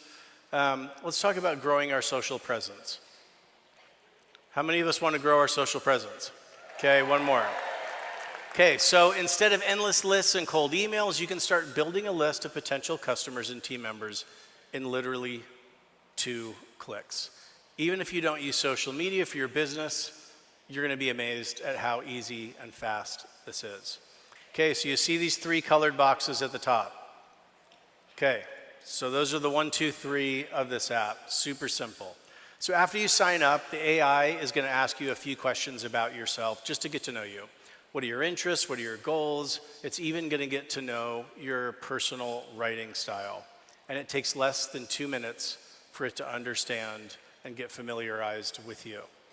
The first thing you're going to do is click that button there, Grow My Social Presence. And there's a beautiful pink button there that's called the Surprise Me. One of the coolest features I think I've ever seen. Okay, so in just 2 clicks, okay, so you see this right here. So you click on Surprise Me. Let's go ahead. Okay, I'm going to read this now. It's going to write an authentic post in my voice, in my style, about my interest. So this is just a sample. It says, ever notice how music can make a day better, whether it's classic rock, like last night, whether it's a chill playlist? I find the right tune fuels my creativity and helps me unwind. What is your go-to playlist to set the mood, to share your and go ahead and share your favorite playlist below. So besides the stuttering, that sounds almost exactly like me. Okay, so what do I do then? This is instantly optimized. You can see along the top there, above the photo, it's instantly optimized for Facebook or any other social platform you want to post. So with just 1 click, now it's automatically optimized for Instagram, LinkedIn, wherever you like to post the most. Go ahead and click. And it's there on any of the platforms. And these stats are absolutely amazing. So users that consistently use this tool see on average a 132% increase in posts, likes, and comments in the first 30 days.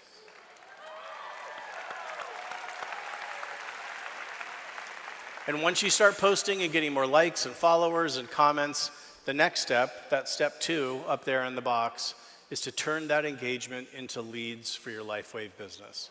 So let's jump. So you go ahead, let's click Generate Leads. we're going to do posts about our business as we generate leads. We've already trained the AI to know everything about the LifeWave business and products. Pretty cool. So if I want to post about X39, I go over to the drop down here, I select the product X39. We've also added dozens of assets, of images, of photos, which you can use in your posts. So I just picked one here with one click, generate, and the post is ready. And here's what the post says. Ready to unlock your full potential for your day? Imagine boosting your energy and vitality with just a touch. Technology and wellness are literally at your fingertips. Could it get any cooler? Let's thrive together. Now, I've got a professional post about X39 that is all ready. But when it comes to posting about LifeWave, we always need to remember, even though Doug's not here and Meredith is representing, we know that it's important to follow the rules. So we thought it would probably be a great idea to have NowSite help build a friendly compliance assistant. So check this out. Okay, to show you, I've created a post that I'm sure I would probably get fired for if I went and posted it. And legal definitely would not be happy with me. So let's take a look at this. Okay, here's an example. So this is just my, again, terribly fake post. I kind of want to say that again like 10 times so everybody hears me. This is a fake post. Okay, breakthrough alert. Throw away your pain meds. With LifeWave X39, you'll never feel pain again. This patch cures blah, blah, blah, blah, blah, blah, blah. Okay, keep going. All right, so solid 12 out of 10 on the non-compliance scale, maybe 100 out of 10 on the non-compliance scale. But with just one click on compliance check, you see the button right there, which is trained on all of our policies and procedures and compliance rules. Look what it does. Okay, this is not what any of us want to get, okay? So very high risk. It analyzes the post immediately, and it's telling me that I have messed up on product claims, on deceptive language, guarantees, use of high-risk language. But no problem, because we have the compliance assistant here, and it's already written my post for me in a compliant way. All I have to do is click that button once. So let's check it out. Now it's fixed, and I can post it online with confidence. Literally that easy. Does that seem easy? Okay. And from a results factor, does it work? Absolutely. In the first month, on average, users are seeing about 80% more leads come into their business generated from their warm markets. Okay, so let's keep going.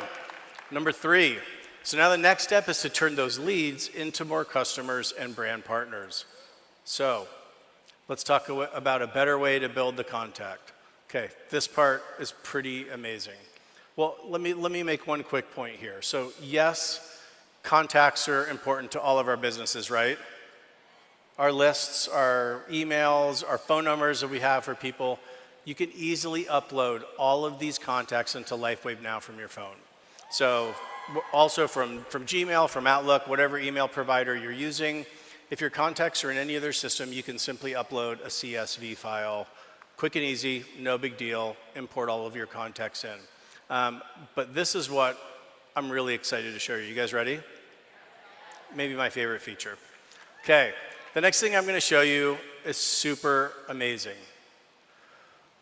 So one thing we all know for sure is that we hate data entry. We thought if we're going to build a great sales tool, we need to make it so that you're not sitting there writing Post-its and then typing it in and then importing it into anything. So let me explain what you're about to see, because I've never seen this anywhere else before. You can create a new contact without any data entry just by taking a photo of someone's business card, someone that you meet on the street, or their social profile, and just upload it into the LifeWave Now app. And the AI will not only load your contact, but it's also going to go research the internet, learn more about their interests, their contact information, their education, their work experience, and more. And it's going to take all that information and predict your new contact's personality so that you can tailor and personalize messages to them. You want to see an example? Okay. All right. Let's take a random person I've never met or never heard of before. I don't know. I make this Facebook post. This person name, I think it's Steve Merritt. Somebody named Steve Merritt liked one of my Facebook posts. Just kidding. I've known Steve and Gina for 20 years. Thank you for allowing us to use your. So Steve is now a lead because he clicked on one of my Facebook posts, and I want to turn him into a customer. So I took a screenshot of his LinkedIn, uploaded it to LifeWave Now, and it built an entire profile on who Steve is, instantly, in seconds. So I've learned about Steve's interests, his work experience, and based on those AI predictions, it predicts that his personality is charismatic, social, and visionary. Does that sound like Steve? I think it's pretty accurate. This is super cool and slightly scary. I think it's a little bit scary. So it's going to give me a ton of detail on Steve, how to prepare for a meeting, and so much more. And remember, I haven't done any data entry to create this yet. Okay, so let's look. Slide 32. This is going to help me reach out to Steve. I'm going to use the AI message writing assistant, and I'm just going to say, in my own words, I want to reach out to Steve about a brand new opportunity here. Now I have a ready-to-share post for Steve, specifically tailored to him. This is what it says. Hey, Steve, I've got something I think you want to see. We're jumping on a quick Zoom at 3 o'clock. Can I lock you in? I've attached a 2-minute video so you know exactly what it's about. And then, and this is really cool too, our system's going to send you a unique trackable link so that when Steve clicks on it, I know he's seen the video, and it prepares me and lets me know when to follow up with Steve. But does every lead sign up the second you send them something? Do they sometimes have questions or objections? Okay, so let's say Steve responded to me and said, thanks, but I don't think I have enough time for this business. Ouch, that hurts a little bit, Steve. No problem. We've trained the AI objection handling assistant to help you respond perfectly. So if you're ever unsure about how to respond to a message that you get from a lead, a customer, just take a screenshot of that message, upload it back to LifeWave Now in any form, email, text, message, Facebook, whatever you want, and LifeWave Now will help you respond perfectly based on Steve's interests, based on the information you know about Steve. This is what it generated for me. I get it, Steve, you're busy, and that's exactly why this caught my attention. It's designed to be simple and efficient, not something that eats up your time. Even just a few hours a week could make a huge impact. This makes it super easy to keep your prospects moving and getting to enroll as a customer and enroll as a brand partner. Is that pretty cool? Okay, so let's talk a little bit about the results. 45% on average, users are going to see an increase in customer orders in just 60 days. So what if you're relatively new to LifeWave, or you haven't memorized every ingredient in every product and all of our hundreds of studies and patents? What do? If you ever have a question, it's this. This is so cool. This is, okay, I can't wait to show you this video. Okay, so now you have a LifeWave avatar.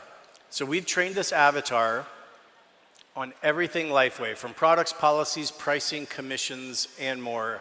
It's like having a product expert, a commissions expert, a sales and marketing coach all in your pocket, 24 hours a day, 7 days a week, in 150 languages. Okay, do you want to test it out? Do you want to see? Okay, all right, so let's ask the avatar a few quick questions right now. So, let's get to know it first. Hi, I'm your AI avatar. You can think of me as your full-time coach and business partner. I'm here to guide you through onboarding, help you set goals, recommend the right LifeWave products, overcome objections, close sales, and keep you updated with the latest LifeWave announcements. Whenever you need help with your business, I'm available 24/7 in over 150 languages. Okay, so let's ask it a quick question. What are the benefits of X39? X39 improves energy flow, supports improved exercise performance, strength and stamina, and supports overall health and well-being. What if one of my prospects or family members or friends wants to hear it in Spanish? X39 mejora el flujo de energía, Apoya un mejor rendimiento en el ejercicio, fuerza y resistencia, y favorece la salud y el bienestar en general. Is that helpful? Is that pretty amazing? Have you ever seen anything like that? Okay, so hopefully at this point you're already wondering how we're going to get this. Okay, I'm going to jump into the details right now. Well, this is how we're going to get started. LifeWave, working with NowSite, has negotiated an incredible deal to bring this AI platform to you, where everything you've seen today, from unlimited social posts, unlimited lead generation, unlimited customer and brand partners. Normally, it's $30 a month, $29 a month, but because you're a LifeWave brand partner, it's now only $9 a month. And for those that want more features like unlimited websites, unlimited sales funnels, instant email campaigns, the ability to create teams, you can upgrade to the marketing plan, which is normally $99 a month.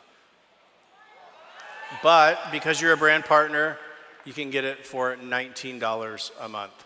And because we're launching LifeWave now at this event, you're going to get 30 days access free to try it out, to play with all the tools, and to help it grow your business.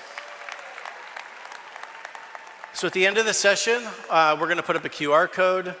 Make sure you take a photo, screenshot. You can go to lifewavenow.com. You can go out to the booth that's in the Experience Center. And the beauty is when you register, you just use your same username and password for the LifeWave brand for the LifeWave back office. So to share and hear more about, I didn't even share half of what this incredible tool can do. So I need some help. I'm going to bring up our President Meredith Burkich and Regional Vice President of Sales for North America, Janine Weber.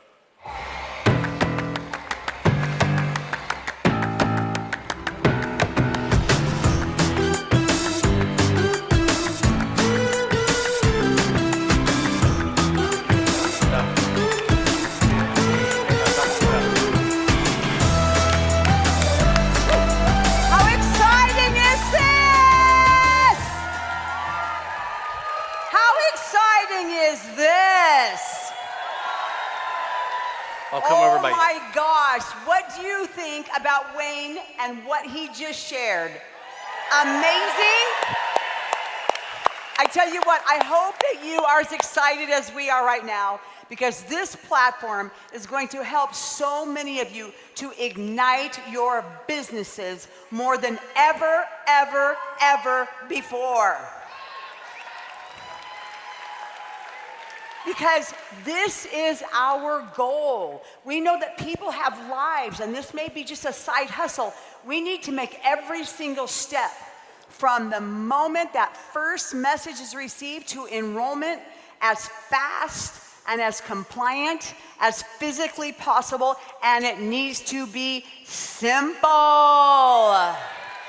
Super, super simple. So I want to show you how this new app is going to help you get the people started in LifeWave business so quickly and so easily that they can maximize that what's coming up in compensation, the enhanced the business launch bonus.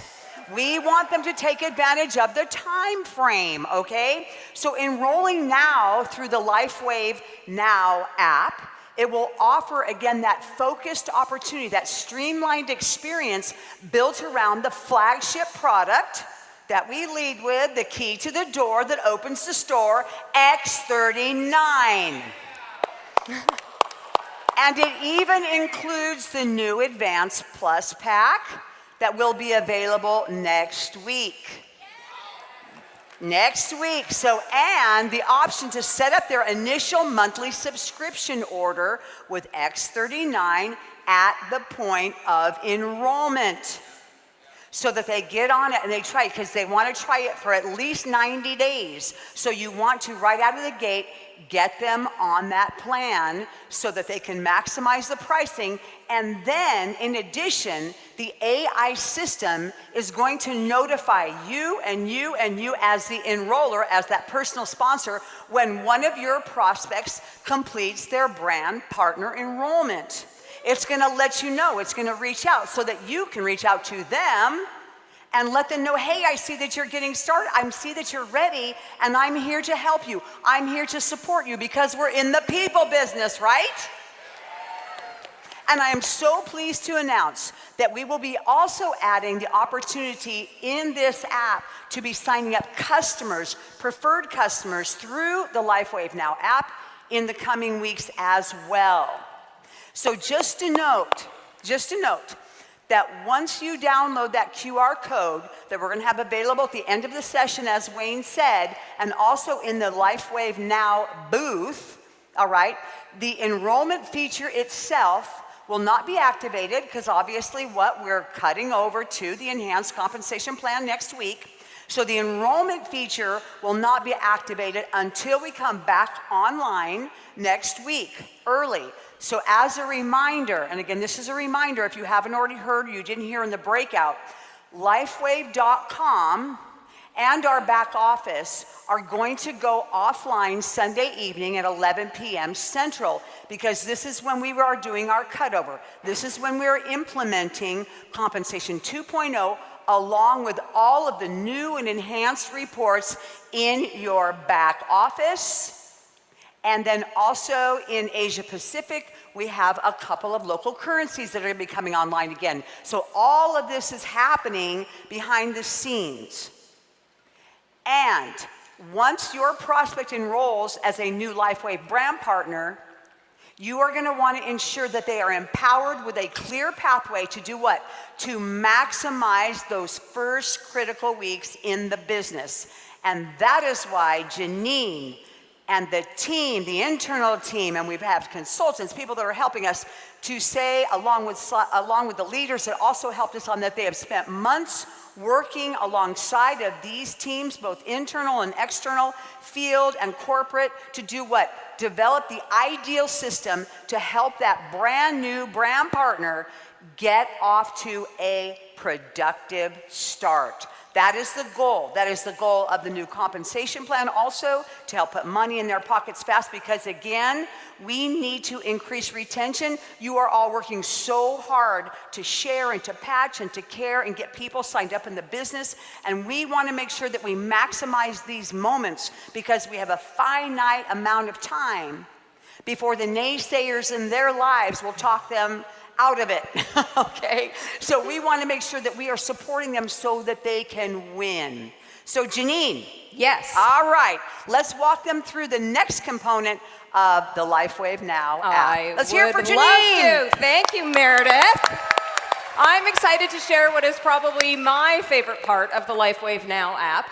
Raise your hand if you are new to LifeWave or new to direct selling. New-ish. Okay, that's not a lot of you. Okay, who remembers being new? Put your hand in the air. Everybody. Everybody remembers being new, right? Because when you're new, things can be a little overwhelming from time to time, right? Until now. So today we're launching the new business launch system, a simple pathway that helps you know exactly what to focus on when you get started. The onboarding experience inside of the LifeWave Now app is sales system agnostic, meaning it doesn't interfere with your team's existing tools or systems. It simply helps every new enrollee get up to speed with the core LifeWave essentials like products, the comp plan, and compliance. Your LifeWave coach in the app will guide you step by step as you learn what to say and do to launch your business. It starts with business launch activities that are mostly one-time onboarding tasks for new brand partners. So it starts, of course, with a video welcoming them to LifeWave. Then it goes into find your why, set goals, top ways to earn, know your products, know what to say, and get connected. Each task has a short video guiding your new brand partner and links out to additional resources. The last module encourages them to connect with their enroller, that's you, with their team, and with our headquarters resources, so they really know that they've got a community around them ready to help support their new journey. Once those one-time onboarding items are complete, your new brand partner will move into our new Light the Way success system. These are the core activities that they'll do over and over again throughout their LifeWave career. They're the business building activities that you do every day to help you grow and develop your network of people. So the L in light stands for list your people. You know when you start this business, you need a big list of people, but you also know that revisiting the list and adding to the list every single day or week is vital to steady, consistent growth. Next, the I in light is invite them to connect.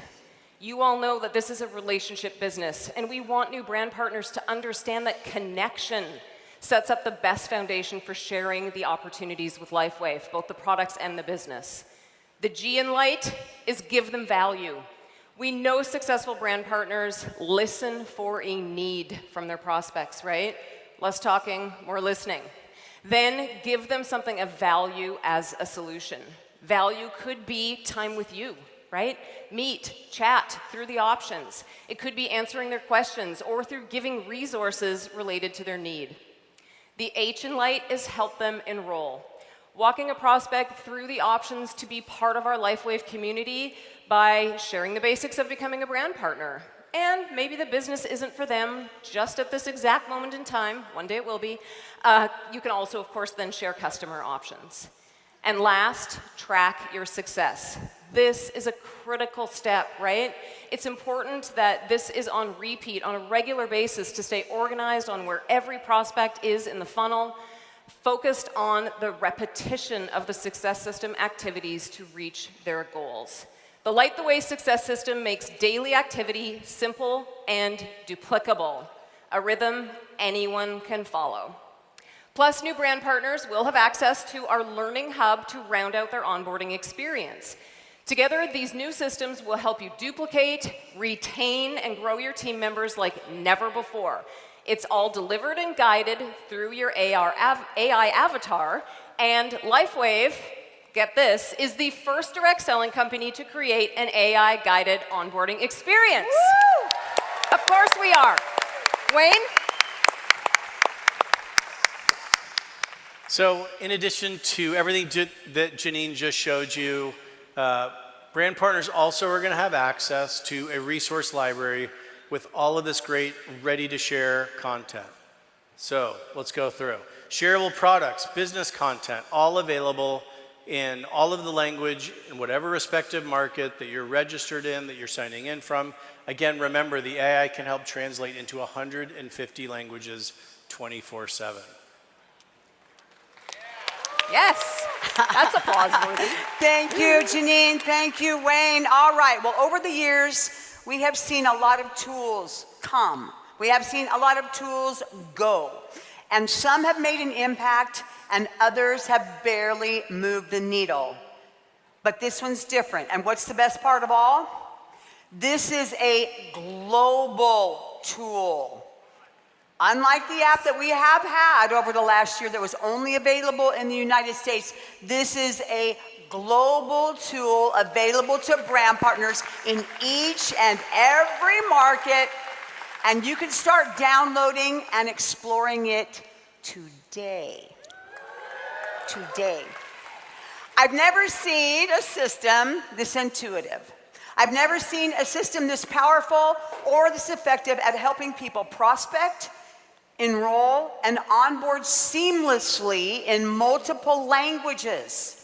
So to learn more and to get your own version of LifeWave now, come visit the app, come visit it in the store, in the booth, I should say, in the experience center where it is, because this is a system that you've been waiting for to create momentum in your LifeWave business, and the future, my dear friends and community, is now.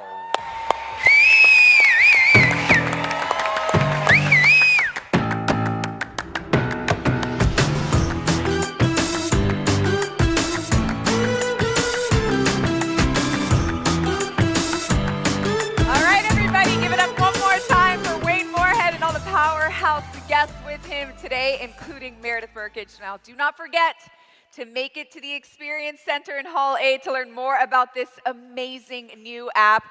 David and Jim are ready to get out here and reveal tonight's musical guests, as well as set the stage for your exclusive Code of Creation screening. But first, I have a few reminders. While you are in the Experience Center learning about the app, check out the LifeWave branded gear and make your product purchases. If you're a new senior director and above, your awards can be picked up in there as well. We love to see you carry your awards across the stage, so make sure to pick them up before 1:30 if you are being recognized tomorrow. 1:30, well, that was earlier in the day, but you get it. Go pick up your awards. You'll be back here in the morning. Doors open at 7:30 a.m. and the session will begin at 8:30. Tonight, doors to Hall D open at 6 p.m. Red carpet for SPDs will begin at 6:30. And give yourself enough time to go through security just like you did to enter this room. Please also be aware that security will enforce a strict no recording policy during the screening tonight. And now, to close out our first day of general sessions, welcome back founder and chairman David Schmidt and LifeWave Senior Vice President of Special Projects, Jim Caldwell.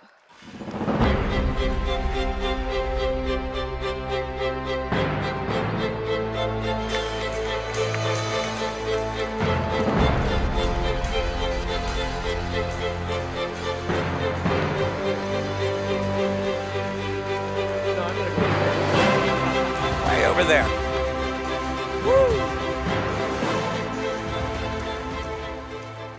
Okay, so everybody else has had all day to get used to this in the round thing, but this is my first time, and oh my goodness.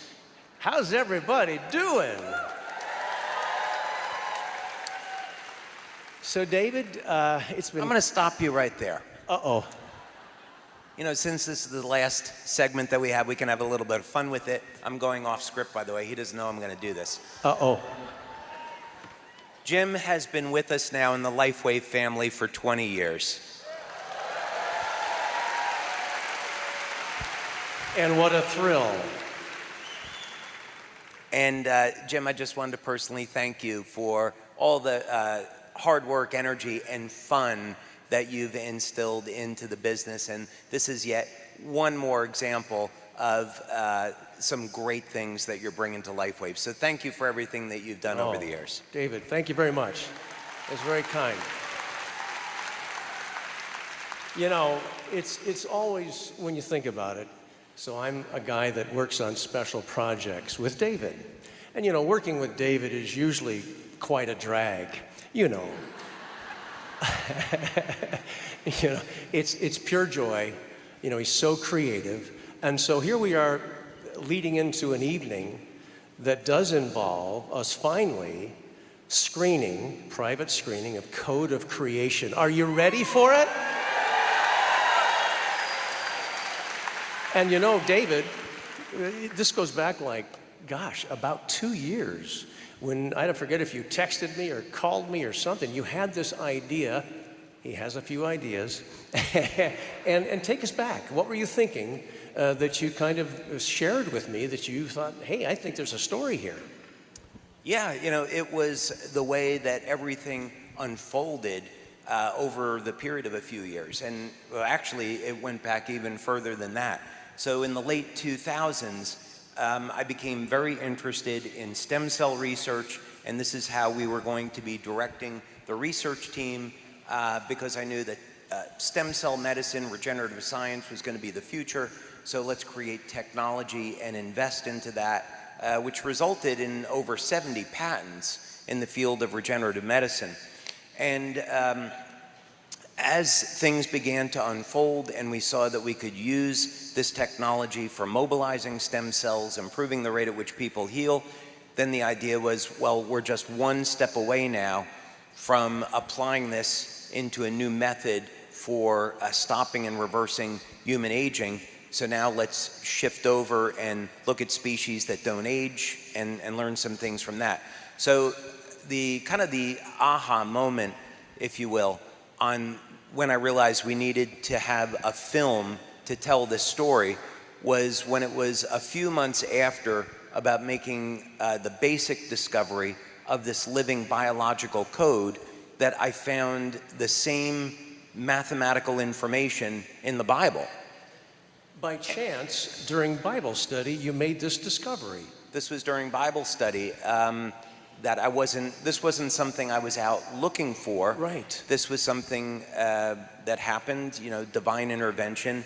And I thought, okay, there is a much bigger story here, because now this is going very far beyond just this goal of stopping and reversing human aging. This is evidence that what we see in the world around us was created, that it didn't just simply happen by accident, that we can see God's hand in nature. And that's the story that we wanted to tell.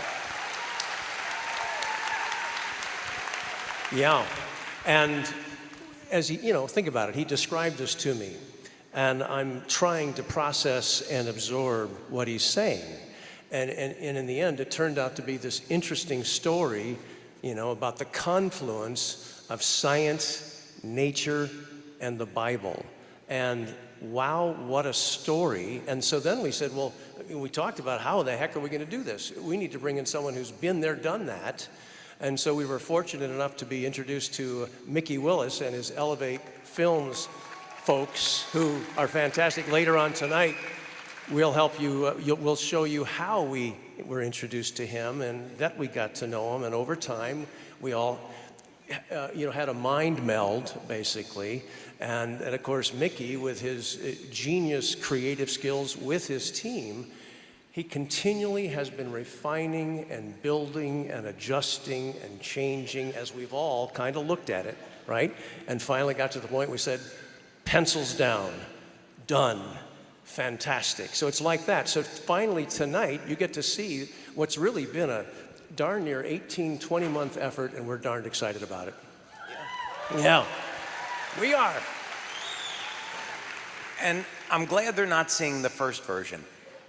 Because yeah, right. the version that you're going to see tonight is version 7. Actually, version 8. Version 8. So maybe I haven't seen version 8. But no, we've had to go through this process. When I saw the first version with Christina, we looked at it, and special effects are not there, B-roll is not there, there's some narration missing. We're sitting in front of a blank screen at portions of it. And when we got to the end, I looked at my wife and I said, honey, I'm not really sure I know what this movie's about. And I'm in it. Yeah. So when you and I went back to Mickey, Mickey said, we just wanted to give you an idea of the direction we're going in. It's going to be much better than this. And then, which it was. And then each progressive version kept getting better and better, and you could see the story unfold into what it is today. So he did a phenomenal job. But that was the beauty of the collaborative process. We all respected each other, we listened to each other, we worked through concepts and ideas, and we landed on something that we believe is quite powerful. So tonight, you'll have that opportunity. Special invited guests that have earned the right will walk down the red carpet. We're going to have paparazzi and cameras, and we're going to kind of give you a little bit of a Hollywood experience during that time. And then, of course, after the program, we're going to have 6 cameras in the back of the hallway set up so that there might be a few of you that want to tell us what you thought of the movie after you've seen it. So we're going to be pleased if a few hundred of you come on back there and patiently stand in line and give us maybe only 15 or 20-second sound bites. Fast, next. What do you want to say? Next. So we want to kind of move through a lot of folks and get this series, this like assembly line of reactions to the movie. So that's going to be a kick in the head, I think. Just one more element that makes tonight really special. Yeah.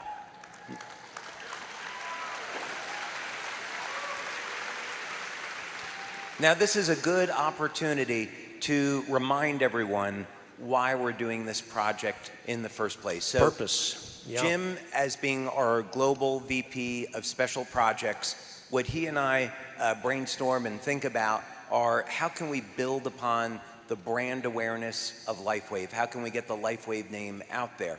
So the thinking behind this is not only do we want to tell what we believe is a very compelling story, and people need to know about this, but this is not going to be a film that's just going to simply sit on our website or in the back office. The goal of this is to hopefully expose millions of people to LifeWave that have never heard of LifeWave before. So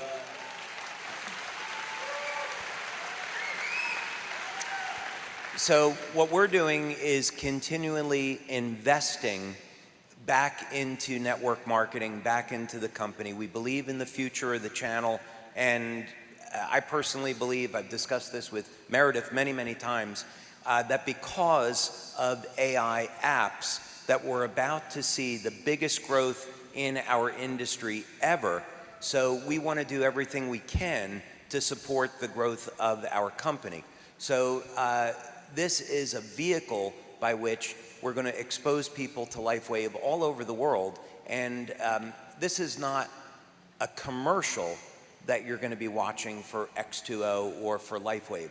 This is much more of a documentary, so people become familiar with who we are through a non-selling environment. And there will be a lead generation component to it by definition of what he just said. So, and we're going to be careful about that. We're going to think it through and make sure that we have a very productive and powerful method for gathering the leads, qualifying the leads perhaps, and then having them available in a manner and a system that makes sense to us on our side before we unveil it to you. Similarly, the release plan for, well, where's this going to air? Is this going to be on Netflix? How are you going to do this? Well, that is going to be developed now over the next few months, because since it just was finished, the folks that would be involved in releasing the movie haven't even seen it yet. So we're going to show it to them, so they want to make sure they know what it's about. We might tweak it still, you never know, to make sure that it's really prepared, and then we take it out. And there's a variety of different ways in which we can expose the movie that isn't the typical, oh, I'm going to see it on Netflix. There's many other ways in which we can expose the movie, and we're going to research all of that. Absolutely, and that's coming very soon now. And before we cut out, you and I are going to be back on stage tomorrow. Oh, that's right. And we have a special surprise that we've been keeping secret. Now, you better not tell them anything. I'm not going to tell them anything. Just what I am going to say to them is, you need to be back here tomorrow, because Jim and I have had a special project we've been working on for just less than a year. We finished it up in August, and it is awesome. And this is going to be a way, I kid you not, that we can get millions of people to hear about LifeWave in a really fun and interesting way. So that is being unveiled tomorrow. Yeah.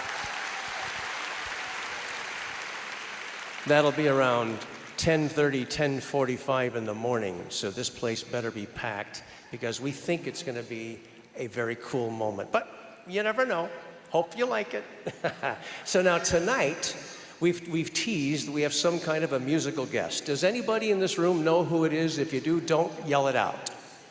We've kept it a secret, I think. This is going to be the first time we've ever had a conference that we've not had not one, not two, but 3 Grammy Award-winning artists performing. Yeah. If I can take 60 seconds. So think about this. David always wants the corporate staff, the executives, to be way out in front. For instance, planning for this event. You might say, well, they must have started planning this maybe 4 or 5 months ago. No. How about 15 months ago we started? So we have a bias toward being very much out in the future of what we need to be on top of. So I bumped into this artist on Facebook, and I looked at this, and I was just completely out of my mind, because as a kid, I used to sing barbershop harmony. I love harmonies. My 2 brothers are out here, by the way. Guys, come on up, let's sing a number. Just kidding. No, so we love harmony. So this fellow is pure magic with what he's able to do with harmony. And so I went down the rabbit hole, learned all about him, and I came running to David. David, we got to book this guy before he gets booked. He's available now. Remember? And you were like going, I'm sorry, Jim, who is this guy? I didn't say that, but in any case, You're in for a real treat tonight. So we're going to have this gentleman perform. You'll walk down the red carpet, you have this gentleman perform, and then you get to see Code of Creation. So it's going to be an awesome night. So if the folks in the back are ready, would you like to know who it is? Ladies and gentlemen, get ready for Jacob Collier.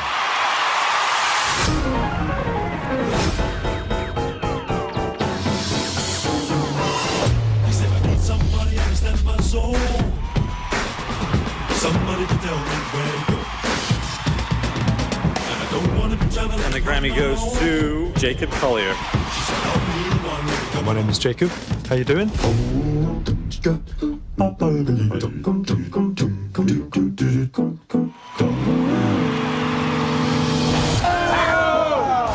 Jacob always surprises me. This guy can make us sound better. He can't help but explore.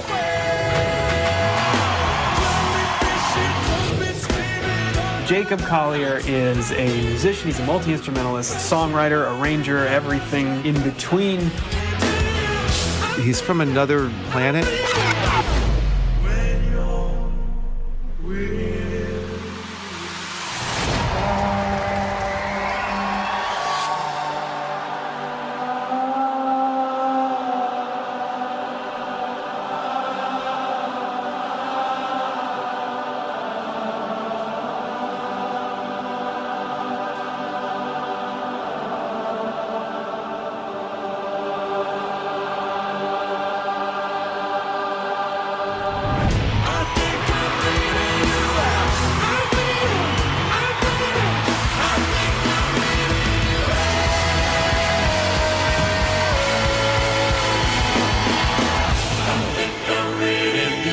I promise you've never seen this before.